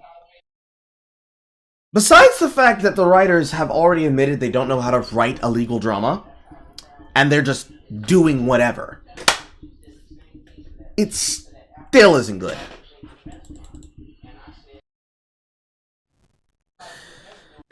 Anyways. Moving on. Is the HAG convention in town? Oh, the Hulk is her cousin. By blood? Yeah. Very clearly by blood. How did they turn her into the most boring character ever, Stefan? This is what they did it for. And this is who they did it for. This one right here. And women like her. And other men like her. Her? Okay, this is really necessary. We're in the before phase of the Princess Diaries right now. And yes, Black Widow was a code name. It's also the problem of they mention this double-handedly, so, like, assuming that Iron Man is trademarked, because that is actually Tony Stark as an identity. Steve Rogers didn't trademark his name, although I guess because of Rogers the Musical, he should have! Captain America would have been a soldier in the army, and that would basically be his title. Because nobody should know Steve Rogers' name, because then whoever's part of Rogers' family would potentially be assaulted. Hawkeye is a code name. The Vision is a code name. It's not like Tony's just gonna call him Jarvis. Besides all the reasons why code names exist, or nicknames exist, a reason that would come up like this. Unless it was a throwaway joke. And even then, as a throwaway joke that would be on a show like Agents of S.H.I.E.L.D., it wouldn't fucking matter. It wouldn't fucking matter. Cause it doesn't matter. Built-in weaponry, waterproofing, fire resistance. I know Natasha's been in here. Nick Fury's been in here. She needs a suit that's going to fit her both as Jen and as She-Hulk. Something that would require a lot of talent. Can we go ahead and show her? Yes, you need to get Edna mode on your side here. They love a challenge. Todd, right? She-Hulk? I didn't know you worked here. Yeah. Do you know her name? I don't know. You went on a date with She-Hulk. Yeah. Yes. Because I it's made a proof. dating profile as She-Hulk and went on several dates as She-Hulk, showing a clear pattern of using the name. This is winnable. Oh, the cape. That was style. Mean green and straight poured into these jeans. And to answer the question, what are you looking for in a partner? My client wrote, a sturdy back and reinforced king-size bed. JK, JK. Titania, how is that allowed? Put your phone down. This is so embarrassing. I guess, I don't know, I'm the kind of guy a woman can really open up to. I'm so sorry, Jen. Would you have gone on the date? Oh, that's awkward. If She-Hulk had instead presented as Jennifer Walters. Look, I don't mean to be rude, but no. Damn. I'm sorry, Jen. Personally, if it makes you feel any better, I think he's blind. The court finds in favor. It wouldn't matter if you think he's blind. The character himself said, no, I was Hulk-fished. I would not have gone on this date if she had been herself. And isn't the best advice that women keep giving to women that you should be yourselves? Yeah, this was written by women, and yet it reads like it was written by a misogynist from 4chan, right? This is one of those situations where it does not look or sound the way you think it looks or sounds. It's very boofy. Very boofy. Very, very boofy. Very, very boofy. Very boofy. And yet you're just gonna keep rolling with it like this is normal. That's the part that's bizarre to me. That's the part that's extremely bizarre to me. But anyways, it's not about what I think. It's about what other people think. And other people think this is garbage. Other people is me. Favor of Jennifer Walters, aka She-Hulk. Heck yes. Skill, talent, hard work. What that extremely attractive man said in there. You can do better. Yes. You deserve better. Yes. Seriously, you deserve someone who loves you as you. All of you. They're out there, Jen. I am so happy we're friends now. That's awkward. Thanks for the drink. Of course. I think you moved the boundary from coworker to friend a little too quickly. Little too quickly. Here? Where's Nikki? Try this? Nikki needs to be hype womaning all over this place.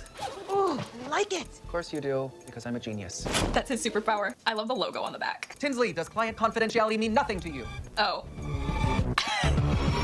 That was definitely Matt Murdock's helmet. I wish I wasn't spoiled for this. Yes, we're not stupid. We know what Daredevil's helmet looks like. Also, remember, we don't want this to be a cameo show, but guys, every single time we show cameos, it's like we get Twitter armor for the week.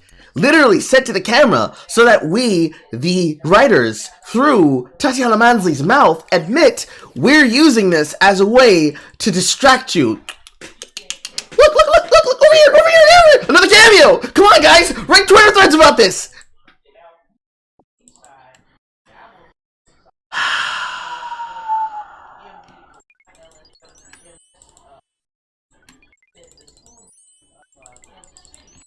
For that, because I didn't watch the trailer, but unfortunately have had to read many comments of people saying they're only watching the show for Daredevil to show up, so yeah, put two and two together, you know, the context clues there. Very excited though. I mean, they are expecting that, but what would be the preceding thing that would belie that action? People just randomly went to the She-Hulk show saying, give me Daredevil, we want Daredevil. Is that a thing that they did? Or have they been seeing in these Disney Plus products other heroes get teased and mentioned in the middle of the show, or made in the middle of the show, to then go on to other content? Which one's happening? Is it the chicken, or is it the bullshit egg you're trying to sell me right now? Yeah, no, not at all. Not even a little bit of mention. No, not even a little. No, not even. No. Just capping? You're just capping. Yeah, we're just capping. Very excited. Oh, is there no mid-credit scene now? They said we don't need a mid-credit scene. Matt Murdock speaks for himself, thanks. His client list is so particular, and yet somehow Matt Murdock is on it? Like, how did Matt get onto his... How did Matt Murdock get onto his client list as a person who needed to have a thing done? Oh, I don't know. Something that's not relevant to the show, because all you need to know is that it doesn't matter. He actually got on his list, and he has a piece of armor being made for him that we will then see later in Daredevil Reborn. It doesn't matter how it happened. This is one of those things that we usually call nitpicks. It's not a sin of the piece of cinema, or in this case, the multiple episodes of film. It doesn't matter how it happened. It's happening. It's there. Accept it. Ridiculous. Ridiculous. His client list. Did something happen in season 3? I mean, maybe they really took on a lot of winning cases and he became famous. I don't know. But also, I'm really excited to see her outfit reveal because... Also, that's the reason why I just mentioned that. It was already made clear through all of the announcements that whatever is happening with the Daredevil series on Disney Plus is specifically going to be a reboot. It is going to be a reboot. They are going to season 1. They are not continuing forward and expecting you to watch a show that's on another property that is not controlled by Disney. Which in itself is a shame, because you take the character of D'Onofrio's Kingpin, but you don't take up any of the other character traits that would exist. Or maybe you will. Who knows? This is something I also said with Jay. We don't know if Carrie Moss is going to reprise her role as Jerry Hogarth. We don't know if Foggy is going to be there. We don't know if Deborah Ann Woll will be able to reprise her role. And she, too, with everyone else, can get some Disney money. We don't know if that's going to happen. Because you, and people like you, are the reason why this is even happening in the first place. But it's okay. Just look at her. Look at her! Look at her with her teeth. She's so happy, guys. Consuming! Well, great. I hope she has more than one suit, though. She's got to at least get 5 outfits. Possibly 10. Obviously, maybe not 10 full outfits, but pieces to make 10 outfits so she can at least switch it out every other week, you know? I feel like Nikki and Pug can't go wrong. Oh, the end credits scene should have been Nikki and Pug waiting for the Iron Man 3s in line. That should have been the end credits scene. That would have been so funny, though, because Nikki waiting... Yes, that would have been funny. Too bad they didn't do that, because instead they knew all they'd have to do is just do some stupid hijinks, and you would be satisfied anyways. Because you're simple. You're a simple woman with simple desires. And part of those desires is to be told, we don't have to try. We're not going to put in effort. We don't have to put in effort. We already have you hooked!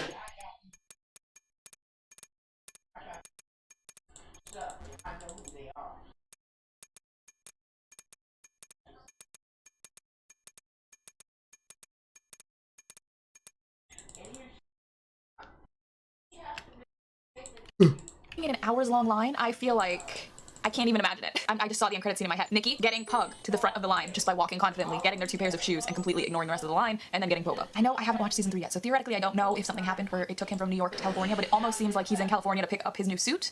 I still want to know how he got on the client list. I need to watch Daredevil faster. I need to get there. Although it does seem like Born Again is going to be completely new. Multiverse shenanigans. This is a different Matt, maybe? So who knows what's happened in this one? I don't know. I guess we'll find out what happens as it happens, but it'll be really cool to see him in this, especially since No Way Home's cameo. That was... That's also the other thing. That would be the answer. That's the reason why. The secret answer that we already know the answer for. The reason why people even care and are watching is because you showed them in other fucking films. It's a tradition that you carried on from the films that you have put into your shows, and then you're wondering why people are saying, I'm not paying money to be aware of what the fuck's happening in your movies. Your movies should be doing that regardless. This is supposed to be special treats for people, kind of like when they were watching Agents of S.H.I.E.L.D. And if Agents of S.H.I.E.L.D. were doing it, which they didn't, because, Jesus Christ, would that have made Immortals even more embarrassing? Yeah, that's the reason why. Stop pretending. I love that. Really good lawyer. Freaking hilarious. So I'm excited to see him in this, especially because I do think he actually is humorous. Like, he has a dry wit, and I kind of love it. So it'll be interesting to see him in a comedy. Anyways, I'm really excited for the next episode, and I am excited for her reveal too. I know I'm just talking about Matt, but truly I am excited to see what the heck her outfit is going to look like. I'm hoping she sends a picture to Hulk at some point. Poor Bruce has been over here relying on spandex this whole time, and no one got him on a client list. Anyways, I think this was a fun episode, and another little fun look into just the MCU civilians. I love that. Anyways, I hope you guys liked this episode and this video. If you did, give it a big thumbs up and subscribe if you want more movie and fandom related content, and I will see you guys for the next one. Thanks for watching. See ya. Alright guys, I was with family all week, so I couldn't watch the episode yesterday, but I am here now. I am ready to see if Matt Murdock shows up. So, if y'all ready to watch this episode with me, let's go. Why did I jump? Oh my god, that's kind of cute, and gonna be really hard to pick up, but that's fine. What? Oh my god! drugs, you're gonna look hot. As Shulky? I love how Nikki was like, you don't like She-Hulk? All right, Shulky's fine. My cousin Chad is DJing the wedding. No. Yes, but we just like gradually grew apart and we don't talk anymore. So why are you a bridesmaid? Cause Yeah. I think she just felt obligated to ask me. The obligation there would be to just invite you. Bridesmaid, that's like a huge part. it's gonna give me the opportunity to work so much closer with Miss Mallory. Nikki! Oh my god, look at her. She's confident in herself. She's showing up to the wedding as She-Hulk. Yeah, obviously this is the one time I didn't want to show up as just Jen. It's not just Jen, attorney-at-law. Do I know? Yeah, see, that's a problem, and I mentioned that as well. It's the reason why that's the thumbnail for the streams, guys. No. The entire problem and the entire issue that would exist from showing up to someone's wedding to take the thunder from them is something that even women should understand, and women should understand, and I'm pretty sure most people do understand, even men would understand this. Taking away from someone's special moment because you decided you wanted attention because, guys, look, I have a hot body. That reeks of lacking self-confidence. It also reeks of disrespect. And I would not be shocked if they had the balls to actually commit. They won't, because this is going to become a joke at the end of the episode. For them to say, yeah, one of the consequences is that I have a responsibility to the people around me. I can't just decide that I'm going to show up to someone's wedding and take their thunder away from them. I can't just decide that I'm going to do shit like this and that it should be accepted and normalized. I feel like a bitch. But no, that's not going to happen. It's not going to happen. She will not realize her mistake. She will instead be rewarded for her mistake. And even then, that doesn't even really work for the way that it should work, but they will do things. They will do things.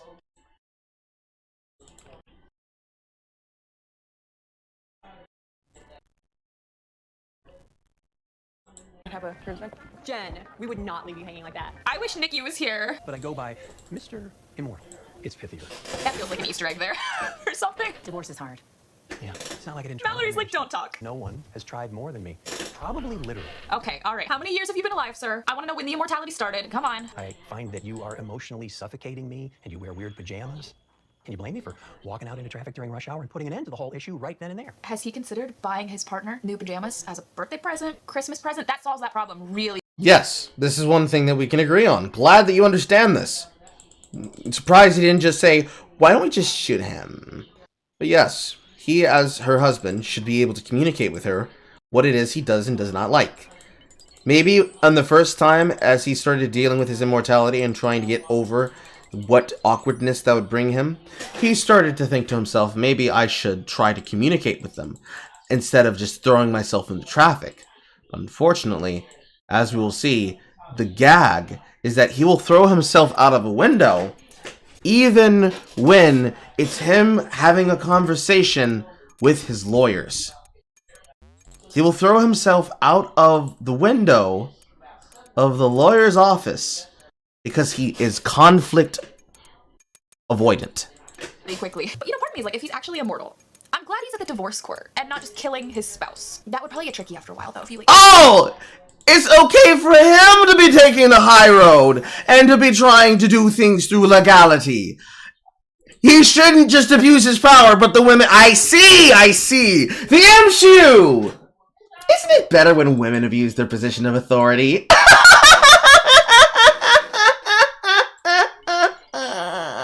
Mirror, mirror on the London.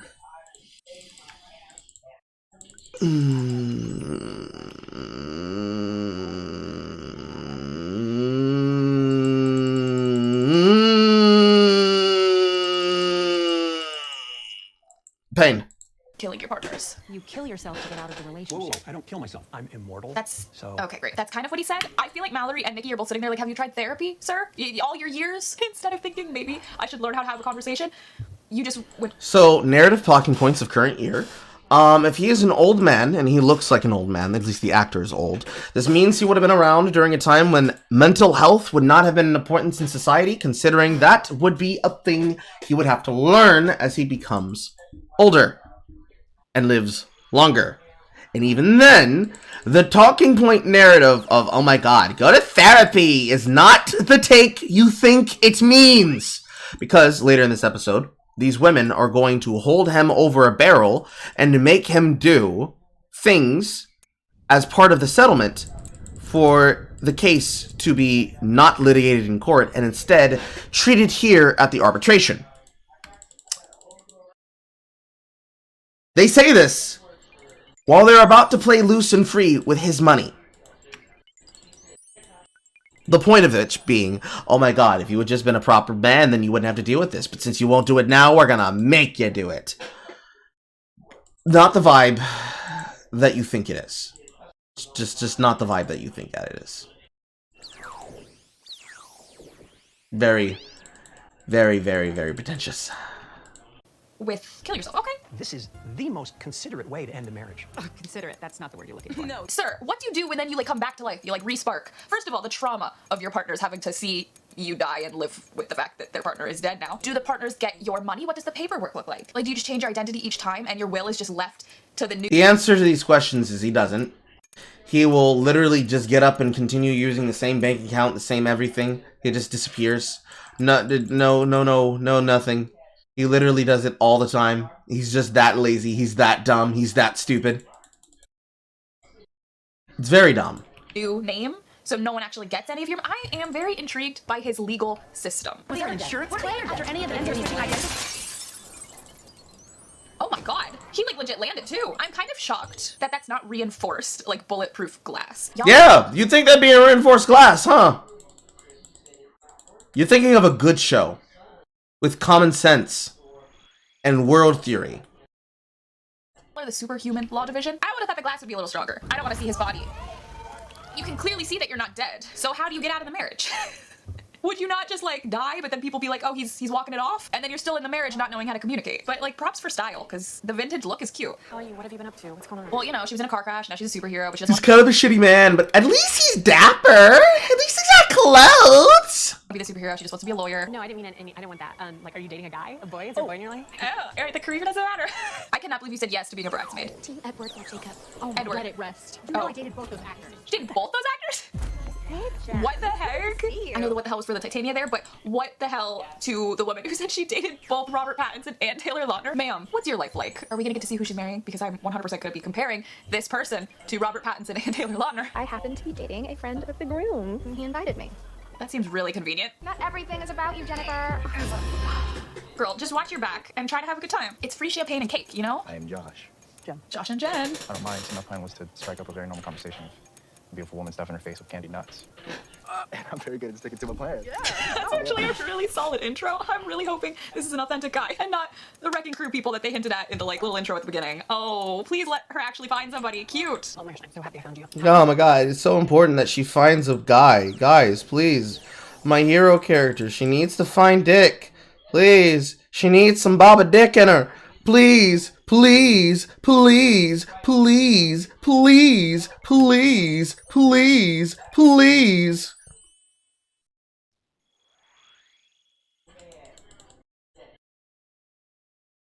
That stuff is like quitting because of how I'm treating them. Do you think you could help me like clean some stuff up around here, straighten up, take up some of these empties, like tidy up? That is utterly ridiculous, question mark. Also, the whole wedding feels fake. Well, I never saw a dime for raising Yeah, because, it's not a very good show. Spencer Jr. alone for all those years. Oh my god, you can divorce your partner, dude, but you cannot divorce your kids. Or accidentally swallowed a cyanide pill. Ladies and gentlemen. Why does he look proud of that? He's like acting proud. He's like, oh yeah, I accidentally swallowed a cyanide pill. They never figure that out. Dude, you're immortal. You gotta come up with some better death plans here. Multiple fake identities, spouses. I am not shocked that she's not actually commenting on the diversity of the women that he married. But I suppose it doesn't matter either because she's more focused on not meaningful details. Yeah. Should be filing criminal charges. You are lucky you're not in prison. That's what I'm saying. You're on ironing duty, right? I am? Yeah, go right. Literally, why? This is a fake wedding. This was created by Titania. That is a really freaking cute little tux. But seriously. No. The wedding was not created by Titania. It was part of her plan to beat the shit out of her. To get back at her being embarrassed. But no, it is not part of her plan. In fact, one of the things that I said to Jay when we were watching this episode is that the funnier joke would have been that Jen is now letting the She-Hulk identity get to her head. That she's getting a big ego about herself. So it would be better that it demonstrate how self-absorbed she's been with her job, her life, and everything else going on in her life. That she goes to the wedding as She-Hulk, is asked by the bride, please don't turn into She-Hulk anymore. They do the whole joke of, come on, it's just Jen, because the next episode is literally named Just Jen, and that, much like this episode, is filler. This is like tidbits of the backstory that should be happening here, which is, hey, people tried to take your blood. But at any point in the time of this, there's never any mention of that. They never actually follow up on that until episode 7 in a flashback after she gets some dick. Because they spent a lot of time putting emphasis on Jen getting some dick. The point that I wanted to make when I saw that for the first time is that the wedding should be real, and Titania is actually dating a guy, meaningfully. Preparing to be married, whatever the fuck. And she is so consumed with fear that Titania is trying to get retribution that she ends up ruining her friend's wedding, and that the only reason she was invited was because her cousin, brother in this case, half-brother, I don't fucking know, that Chet asked, and that she was a friend of the family, and her dad or her mom begged her to invite Jen. And she was so self-absorbed that she couldn't get out of her own fucking way that she ruined her ex-best friend's life over this. Because she hadn't been talking to her since high school. Very important detail that she mentions in this episode, that she hadn't talked to her since high school. She would have been a friend of the family for the longest time if she had known her all the way back then, but never made any mention since. But, you know, details, things. Why would we talk about those? Why would we do that? No, we gotta do this. This is more important. That's what we do here. That's the stuff. That's the ticket. It's really bad. And what's worse is that, on top of that, why is it that a shitposter is able to write better ideas, better plot points, better scripts, better connections to references from your episodes than the feminist writers that really want people to be on board with, oh my god, aren't they just assholes? Aren't they just fucking dicks? I just want them to fucking gag and die. Why is that something that I'm better at these women at doing? I'm just saying. I'm just saying. I still have all those. Oh, so I'm gonna take this moment to poop. I'm gonna be right back. I'm gonna be right back. Need to poop. Where's the goddamn? There it is.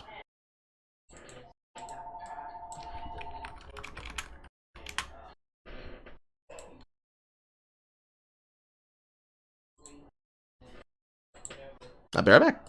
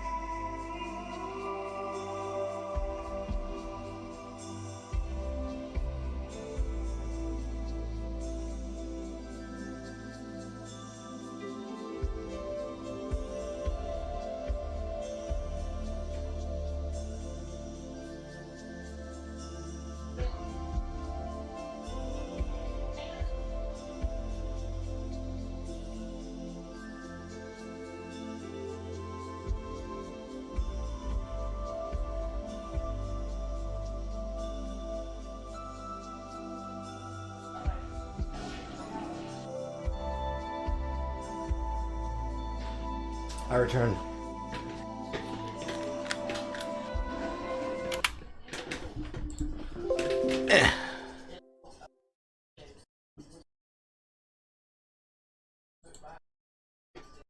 Boop.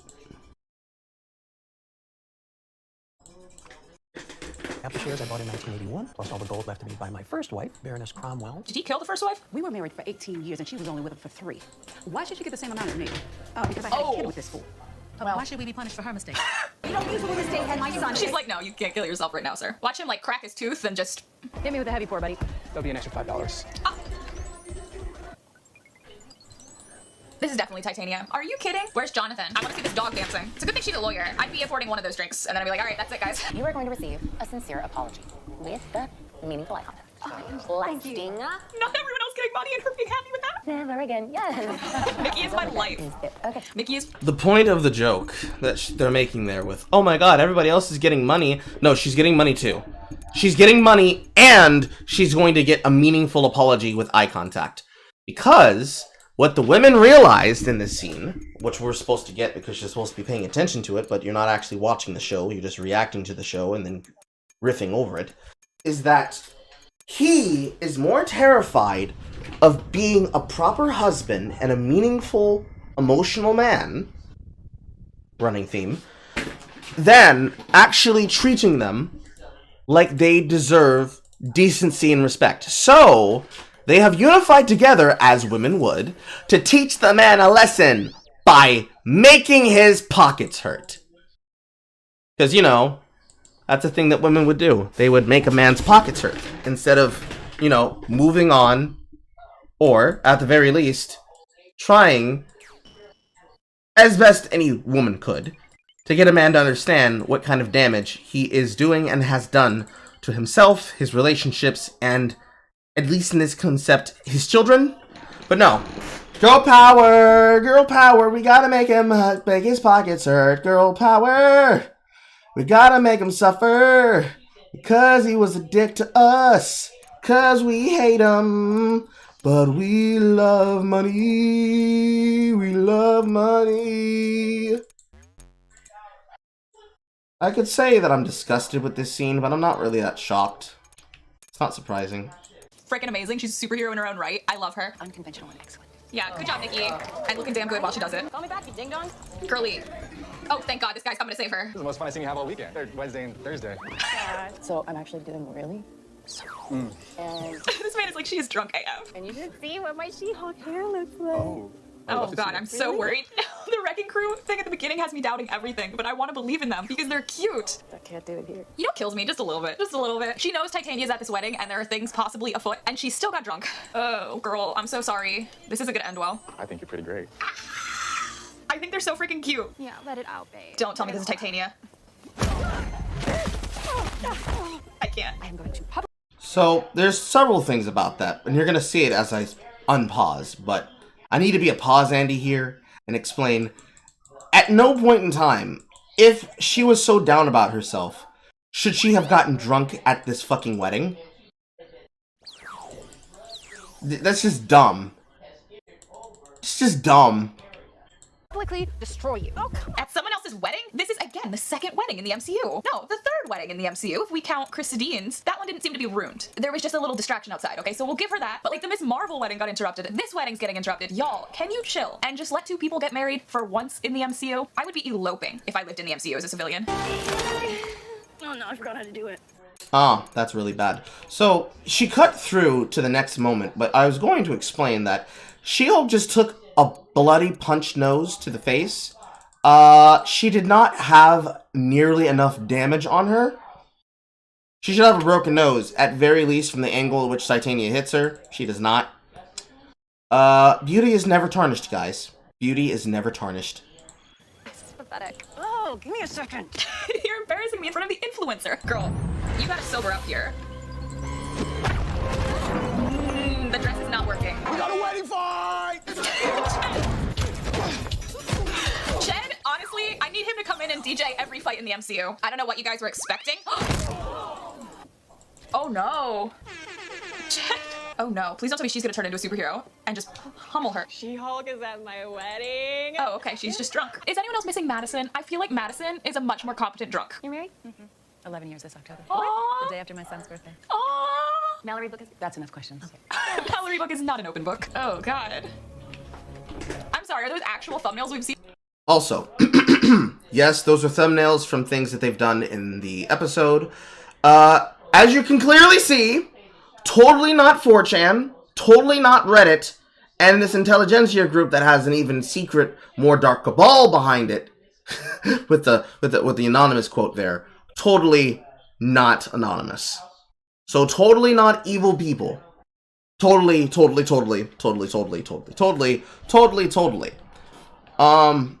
I don't know what's more pathetic. There's a lot that's pathetic here, but I don't know what's more pathetic. Because I haven't been writing down any other notes from this, because none of these things need to be written down past this. But I will write this part down. Right? Using totally not 4chan,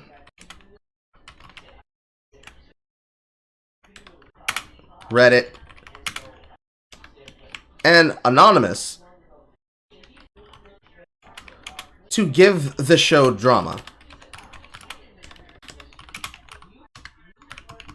and action.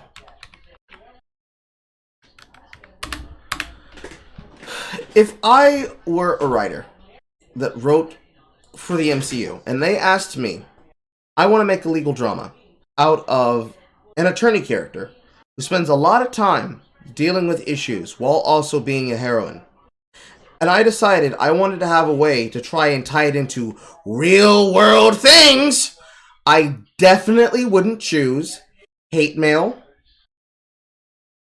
mean, rude comments on the internet, Twitter, TikTok, Reddit, totally not 4chan, and totally not Anonymous.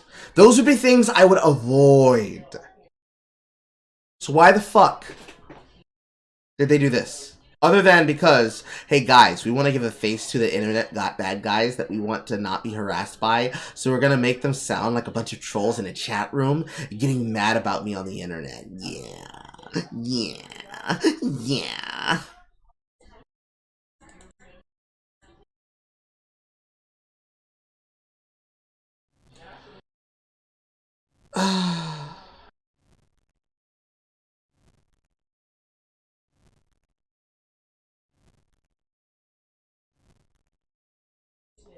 Scene with the X's over the eyes. Oh, Jesus. This is disgusting. You gotta talk to Jen. No, she not. Yeah, Mallory's like, she doesn't need to know that. No, that's probably not good for her mental health. It's called intelligentsia. Oh, no, Nikki. She said it would just make you feel bad and we should protect your headspace and let you live your life. I kind of agree with Mallory. Now, what the heck? This is a little bit intense. The funny thing is, the like fake Reddit, those probably are trolls, and these people are actually have like a mission. Like, I doubt these people are taking time to post on the internet that they want to kill She-Hulk, because then they're like, no, this would be traced back. We're actually enacting our plan without telling people. She's gotta watch out. Ugh. The guy that asked about Vibranium, don't trust him. It was the guy that asked about Vibranium that was working with Mallory as a client, right? I feel like we can still trust Mallory, but I definitely do not think we can trust the guy that was specifically asking about if she was stronger than Vibranium. Was there no end credit scene on this one either? Also, can we talk about the shoes from last episode's like end credit scene? Because y'all told me to look at it, and I am in love with these. I need like all of them. Also, how are there no Valkyries? I feel like that would have been perfect. The one that everyone says is Vision. Like, I see it, right? I get it. The little triangle rhombus situation. I get it. It's Vision. But did anyone else at first glance think it was like the Teenage Mutant Ninja Turtles? I don't know why I thought that. I think it's just the color palette. Did anyone else think that? Anyways, I hope you guys liked this video. I hope you liked this episode. If you did, give it a big thumbs up and subscribe if you want more movie and fandom related content, and I will see you guys for the next one. Thanks for watching. See ya. And that is the last video from Daydreaming Companion. I ran out of funny names, and all the ones that I was thinking of were ones that I already used before.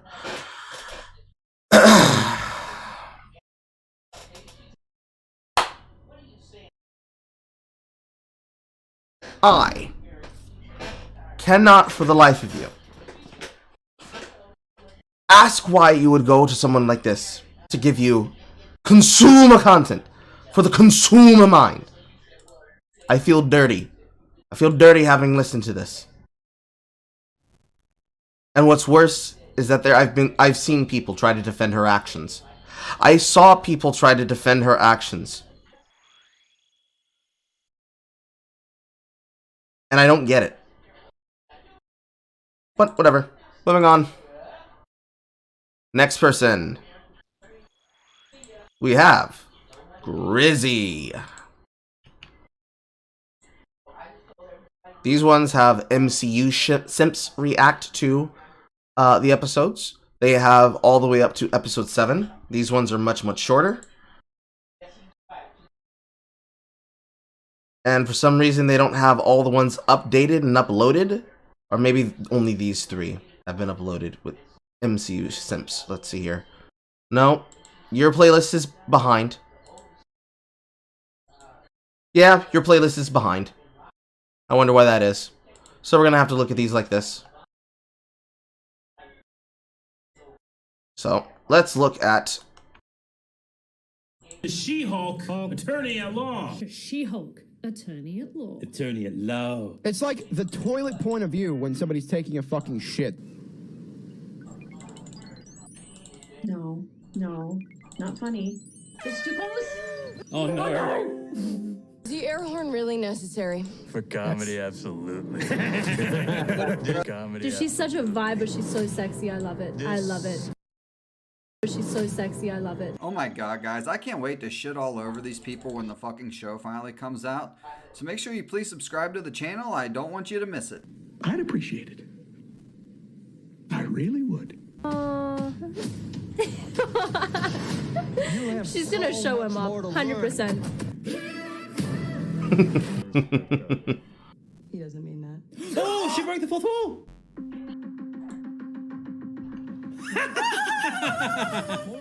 He doesn't mean that. What the? Just broke the fourth Did they just break the fourth wall?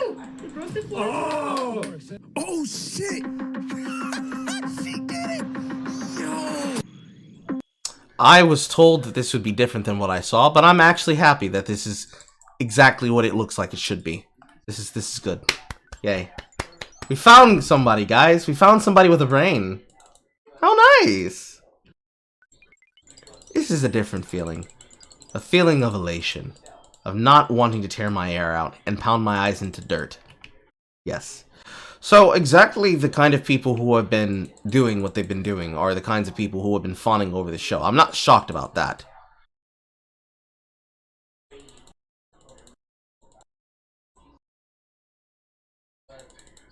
God damn it.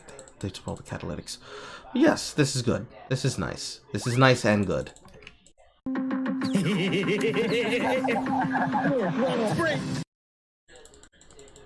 you want to go back to life as a lawyer, I respect that. He doesn't mean that. Is that Jinx? No.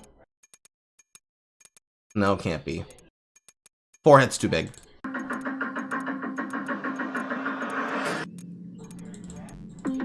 Oh, that's right. She breaks the fourth. Oh, hi! Breaking that fourth wall. Oh, she's breaking the fourth wall! No shit.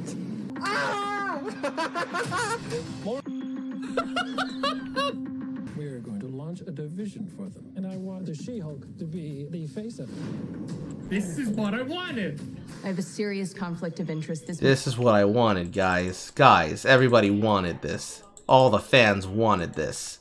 All the simps wanted it. man tried to kill my cousin, Bruce. Yeah, that's quite all right. Oh. Keep it. Hey, yo, she going I'm not proud of this. I love that so much, man. She is constant. Oh, wow! Miss Walters. Hey! Miss Walters. Oh, yeah! And power. No, the Book of American Laws. Oh, is that the Wrecking Crew? It's the Wrecking Crew! You know that friend you had in high school? He was way cooler than you were, attractive, got all the attention from everyone. Hello. I think I'm jealous.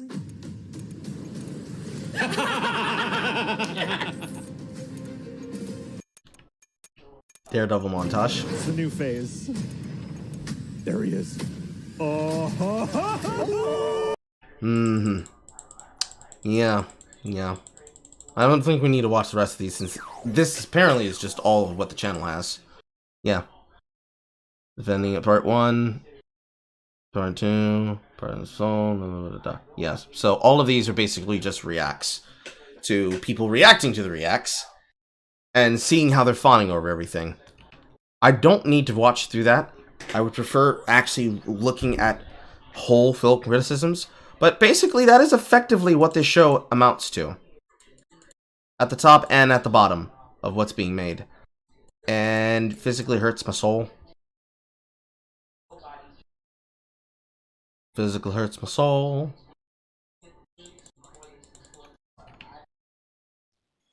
Now I'm just gonna look for She-Hulk reviews.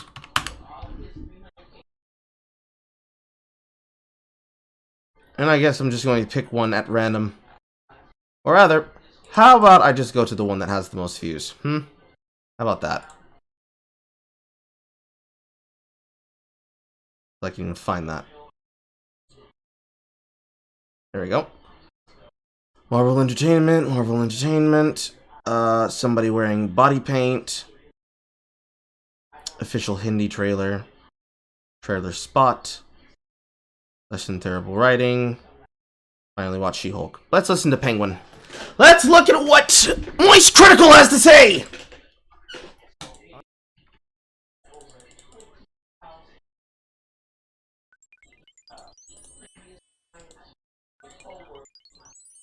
I'm no award-winning power lifter, but I still performed an incredible feat of strength today.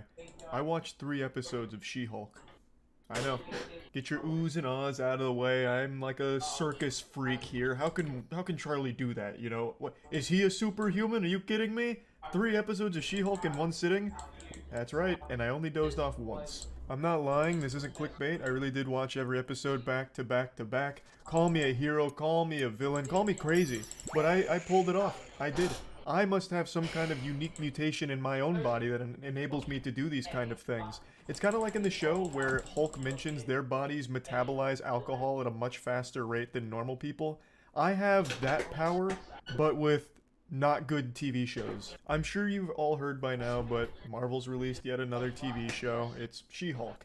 And it hasn't been doing that well. In fact, it's been doing pretty awful. Most people on YouTube and Twitter are insulting it and making fun of it. It's really catching more shit than a porta-potty toilet seat in a construction site. If you only looked at YouTube titles about this show, you'd probably believe that this show somehow gives you gamma radiation just from watching it. It has been getting absolutely fucking slammed and jammed. And I wanted to watch it to see if it really is as bad as everyone's saying. And I just want to make this video giving my opinions on it so far. I've been very upfront and honest. I don't like the Marvel TV shows. The only one that I've liked is Loki. All the other ones I find just a tedious chore to watch. It's just the same formula every fucking time. True. The TV shows, the movies are now following the same formula, and I'm just tired of it. Every character is quippy and quirky and joking back and forth, and nothing interesting is really happening anymore. So I've just completely lost interest in it, but I did want to give this series a fair shake and form an opinion on it, and that's what I'm going to do here, just share my thoughts on it. So right away, the show's not the worst thing ever created, but it's not good. This is a very sub-mediocre show. The biggest crime this show commits is being boring. There is nothing interesting that's happening in this show whatsoever, nor is there even any hints of anything interesting around the corner. True. It is very much like a CW show. I wouldn't go that far. For one, they didn't fuck up the CGI multiple times, but there is multiple times where the CGI is fucked. One of the other problems is that the show is an outright fucking lie in how it was presented to people. The show was presented one way, and the way that it was treated otherwise says differently. It is inconsistent. And the amount of material which the people were shown, and how much of that material shown in the trailers have actually occurred, is very much, obviously, last episode limitations.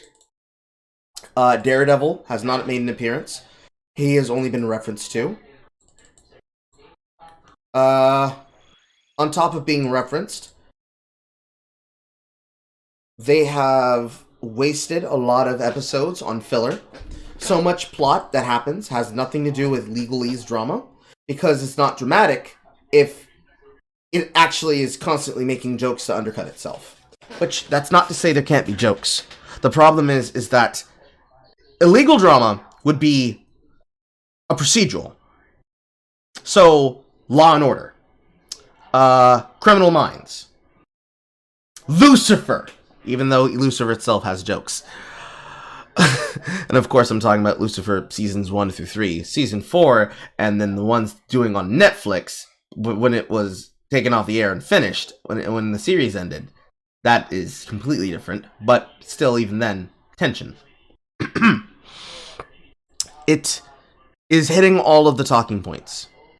It's not doing anything of value. And that's a sin. By a significant margin.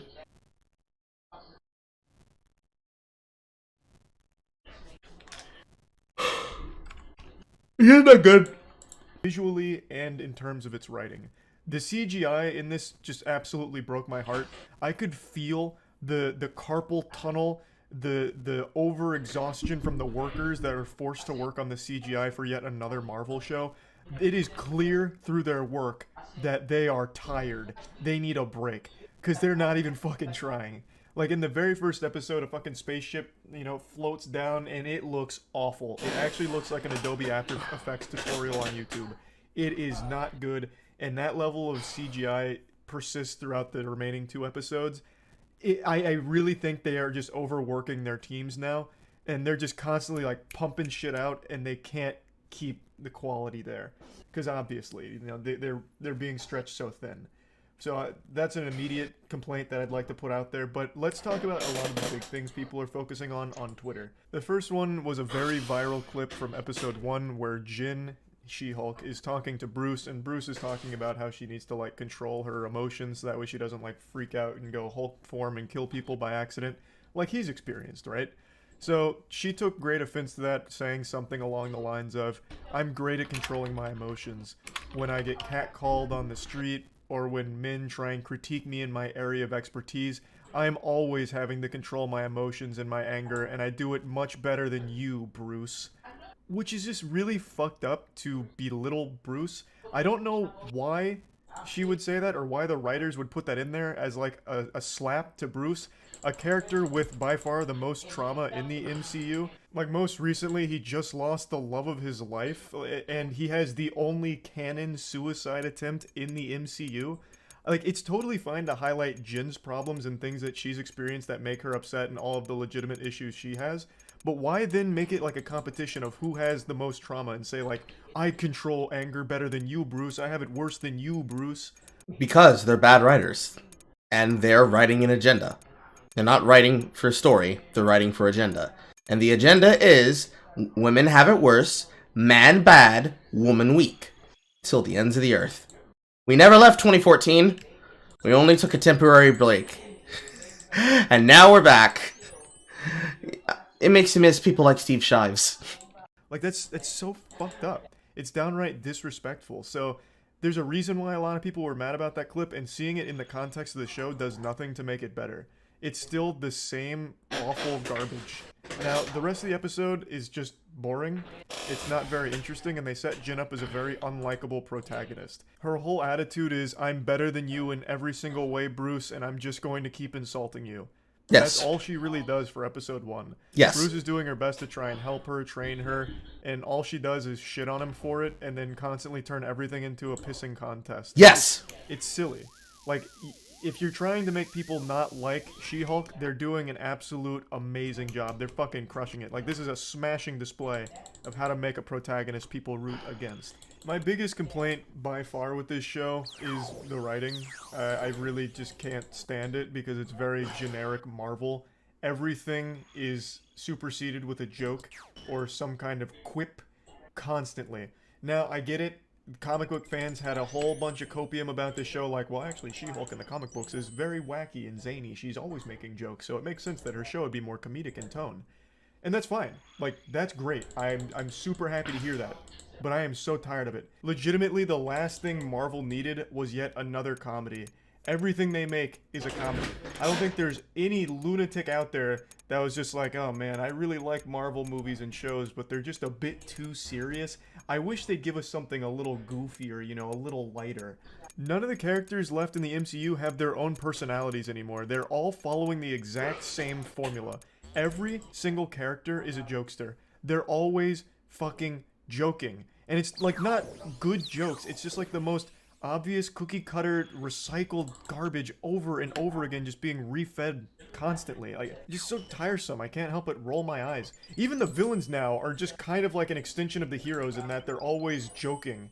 True. Like, nothing is being taken seriously to even the slightest degree anymore, it feels like. Even the bigger problem is, on top of not feeling like the show takes its own universe seriously, Whenever there's a consequence to an action, it's just glossed over. Every interaction, every single thing that should be a consequence that should have been addressed, glossed over. Perfect case example is the creation of the Vulture in Homecoming. The Battle of New York left debris, ended people's lives, and as a part of cleaning up behind themselves, S.H.I.E.L.D., through Tony Stark, effectively said fuck you to all of the workers that could have potentially earned money from helping clean up the city, and instead had it deliberated to S.H.I.E.L.D., which is Hydra, but to S.H.I.E.L.D. And that directly led to Toombs becoming a Vulture. It was literally your fault. And yet, nothing to address that. Not only a little bit. Not even once. The fucking Abomination, who's in this show, is just another clown. Like, he's just making jokes constantly. Talking about writing haikus as well as his 7 soulmates and this and that. Like, it's just too much. It's like going into a middle school classroom during a substitute teacher where every student's trying to make, like, the best joke all at once and they're all terrible. It's fucking... It's painful. And, again, I get it, this show's supposed to be more comedic, because it's certainly not focusing on any kind of, like, action or, like, a bigger world building so far. This is a very self-contained unit that has other elements from the MCU, like Wong, Abomination, Bruce, but it's very much just like a sitcom with them. It's not like a law drama, so they're not focusing on any part of her being an attorney. Like, yes, it's here, but it's very rudimentary. It's not like anything super compelling. It's really mainly just following She-Hulk as she makes jokes with people around her and becomes a superstar. And now they've brought in, like, so many other super-powered people. There's a tiny little side plot where one, like, chauvinistic asshole was dating a shape-shifting elf from Asgard who was disguising herself as Megan Thee Stallion, and now he's suing her for it, and, you know, Jin's used in court to testify that that guy's a chauvinistic asshole who's so delusionally thought it could have been the real Megan Thee Stallion. Like, it's all just so fucking dumb. And this is where another big viral Twitter clip comes in of people making fun of the show. At the end of that episode, that's episode 3, there's a post-credit scene where She-Hulk is twerking with Megan Thee Stallion. And yeah, you know what, it's pretty cringe, but it doesn't bother me. I don't care. It's a post-credit scene. Let them have fun. I don't know why people are making a big hoopla about it. Like that, I have no gripes with that whatsoever. You know, it's not something that had me giggling or getting hype, but I wasn't, like, upset by it. I wasn't mad about it. I mean, plenty of post-credit scenes in Marvel have been really fucking silly too, so I don't think there's anything super different about that. It's just the whole show itself isn't very good. To me, this whole show just feels soulless, just very robotic and by the numbers, as if they just took a random character from Marvel and plugged them into an MCU media algorithm and it pumped out this entire script in a day. True. Give or take some feminist talking points. True. Big true. All just written by AI, all just very formulaic. It feels like there's no passion behind it. It just feels like it was made because they need to keep making Marvel stuff to keep people subscribed to Disney+. So they just pump out as much as they can, as quickly as they can, for as many characters as they can, to keep that train rolling. There's just nothing at all happening right now. At the end of episode 3, she does get into a bit of a fight, a little scuffle, which is the first fight of the show outside of episode 1. And it's against just 4 no-name, nobody henchmen in an alley. And they're wielding crowbars and a mace. And like a needle. And there's little particle effects coming off of them. So she easily dispatches them by just doing this. It's kind of like a Detroit urban survival training course, where Dale's telling you just, like, how to tackle 5 assailants all at once, where you just go in a circle and, like, slap their back. That's how she fights. You know, obviously she overpowers all of them. She's the fucking She-Hulk. But, like, they couldn't have at least made the fight a little more interesting. Like, they'll hit her with the mace, she doesn't feel it, and then she just slaps to the side, or throws to the side, or throws up, and like, that's it. It's just, the action's not fun to watch. There's no, like, drama, there's no stakes, there's nothing besides just jokes. and I just really think that's really run its course. It's not very entertaining. Maybe it'll get better in the next few episodes. I couldn't tell you, but I don't really see where it goes from here. They're trying to set something up because the... Well, I wouldn't say they're trying to set something up. It's more like they understand that they've shown Daredevil, so they must show Daredevil. They're trying to give you the airs of an idea of a subplot of ontological inertia, but there really isn't, because there's no fucking way that I'm supposed to care about what's happening there if you're not focusing on it every episode and building on that. And they're definitely not building on it. It's very much the basis of, well, we're showing a thing, and we're doing the thing, so, like, can you, like, do the thing, please? Like, give us the thing? We did the thing, guys, please. We did the thing. Be happy that we did the thing. It's very lazy. And the laziness blends into the shit that you can notice because the episode is not engaging your mind. On the first watch, you get annoyed with the dialogue. Then, on the second rewatch, you get annoyed with the dumb shit that they're doing while that's taking place. No matter what direction you go in, it all leads back to dog shit. And then watching people say, this is super, this is great, this is exactly what I wanted. The lack of taste is the part that scares me most. The bad guys at the end there say, you know, the boss isn't going to like this or whatever. So it's trying to maybe set something up, but it's just not interesting. Anyway, that's really like my full thoughts on the show so far. So pretty much what I expected from Moist Critical. Sneak peek, Critical Drinker, Long Beach Griffey.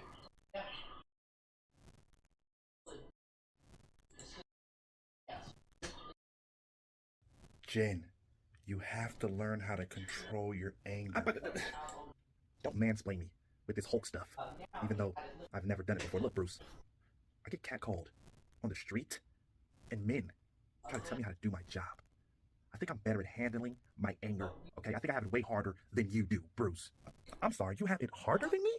First of all, I don't know your experiences as a woman. I don't want to invalidate or belittle your experiences as a woman, and I'm so sorry that you have to go through that, but you have it harder than me? Ma'am, the entire government hunted me down. Yeah, they tried to murder me, okay? Men follow me too, sometimes. Scarlet Witch used her powers on me, hypnotized me, and used me to destroy the city, which she still hasn't apologized for, by the way, and I probably killed a lot of people in that destruction. Yeah, I should probably be in prison, under the prison, honestly. Wow. Mansplaining. Again. Big deal, okay? I get gaslit and manipulated by men all the time. So I was trapped on the planet for 2 years. Out of my mind. Ever been trapped in the patriarchy your entire life? I got my ass beat by Thanos. I get my ass beat by period cramps. I watched half the human race turn to dust. Thanos did nothing wrong, and everybody came back. Pull your panties out of your ass, Bruce. Hoes come and go. Except for that one. Black Widow was terrible, by the way. Back to the skit. I had to watch the Falcon's black ass become Captain America. Why would any black superhero want to be Captain America? I ain't gonna hold you, big bro. There ain't a struggle in the world worse than that. So I'm gonna give it to you. Tony Stark, one of my closest friends, died in front of me. My father killed my mother. 4 letters. R-A-P-E. Checkmate. Yeah. Yeah. True. Big true. Big true. Extremely large true.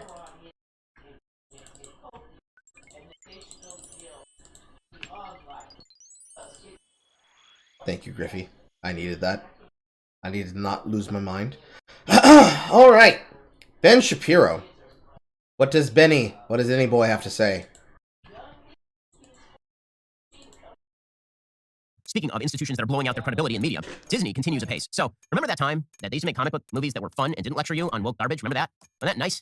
Like, you watch the old Superman movies with Christopher Reeves, and you're like, oh, wow, there's not a lot of politics to this. It's basically just Superman. And then you watch Batman Begins and The Dark Knight and Dark Knight Rises, and you're like, there might be some political messaging here, but it's pretty deeply buried. It mostly just seems thought-provoking. Well, now, the writers for the shows on Disney and in the Marvel Universe are basically just reading slate pitches and directly channeling them into the dialogue. So, this show looks just garbage. I will be honest with you, ever since Disney decided to unleash the fact publicly that it was trying to indoctrinate kids in LGBTQ plus minus divided by sign queer theory. When they said that, I canceled my Disney Plus subscription, so I've not watched a single moment of Disney Plus since then.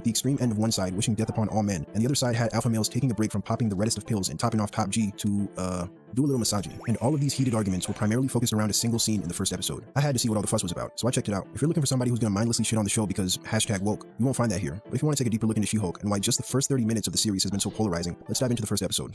Jennifer Walters, our titular She-Hulk, is a lawyer and cousin to Bruce Banner. We know this because she tells us. No, literally, she looks at the camera, breaks the fourth wall, and gives us her origin story. She gets her powers after a car accident with her and Bruce in the car, where some of Bruce's blood enters her bloodstream through an open wound. She wanders to a nearby bar and tries to get cleaned up. When leaving the bar, she gets hit on by a group of guys and hulks out before Bruce knocks her out to prevent her from catching a triple homicide. When Jennifer finally comes to, she's in Bruce's beach, bar, laboratory, and it's here that the iconic scene takes place. He brought Jennifer here to isolate her. After years of wrestling for control of his own body against a dangerous alter ego capable of planetary devastation, he's seen the kind of damage that can cause, and he doesn't want that for his cousin. Bruce has already been through it all, documented every single step of his journey. There is literally no one better suited to helping Jennifer with what she's going through than Bruce. Understandably, she's not too thrilled about suddenly having her life uprooted and forced into an anime training arc, but she reluctantly agrees to let Bruce guide her. He begins training her both mentally and physically, and she excels at everything. She can transform in and out of her Hulk form at will. She's a natural at using her newfound superhuman strength. She's got perfect grades in every class and is steady on her way to graduating from Hulk Academy and return to her normal life. But Bruce urges her to continue training. He reminds her of the great responsibility that comes with her great power and questions what she'll do with it, a question that she herself posed in the opening lines of the episode.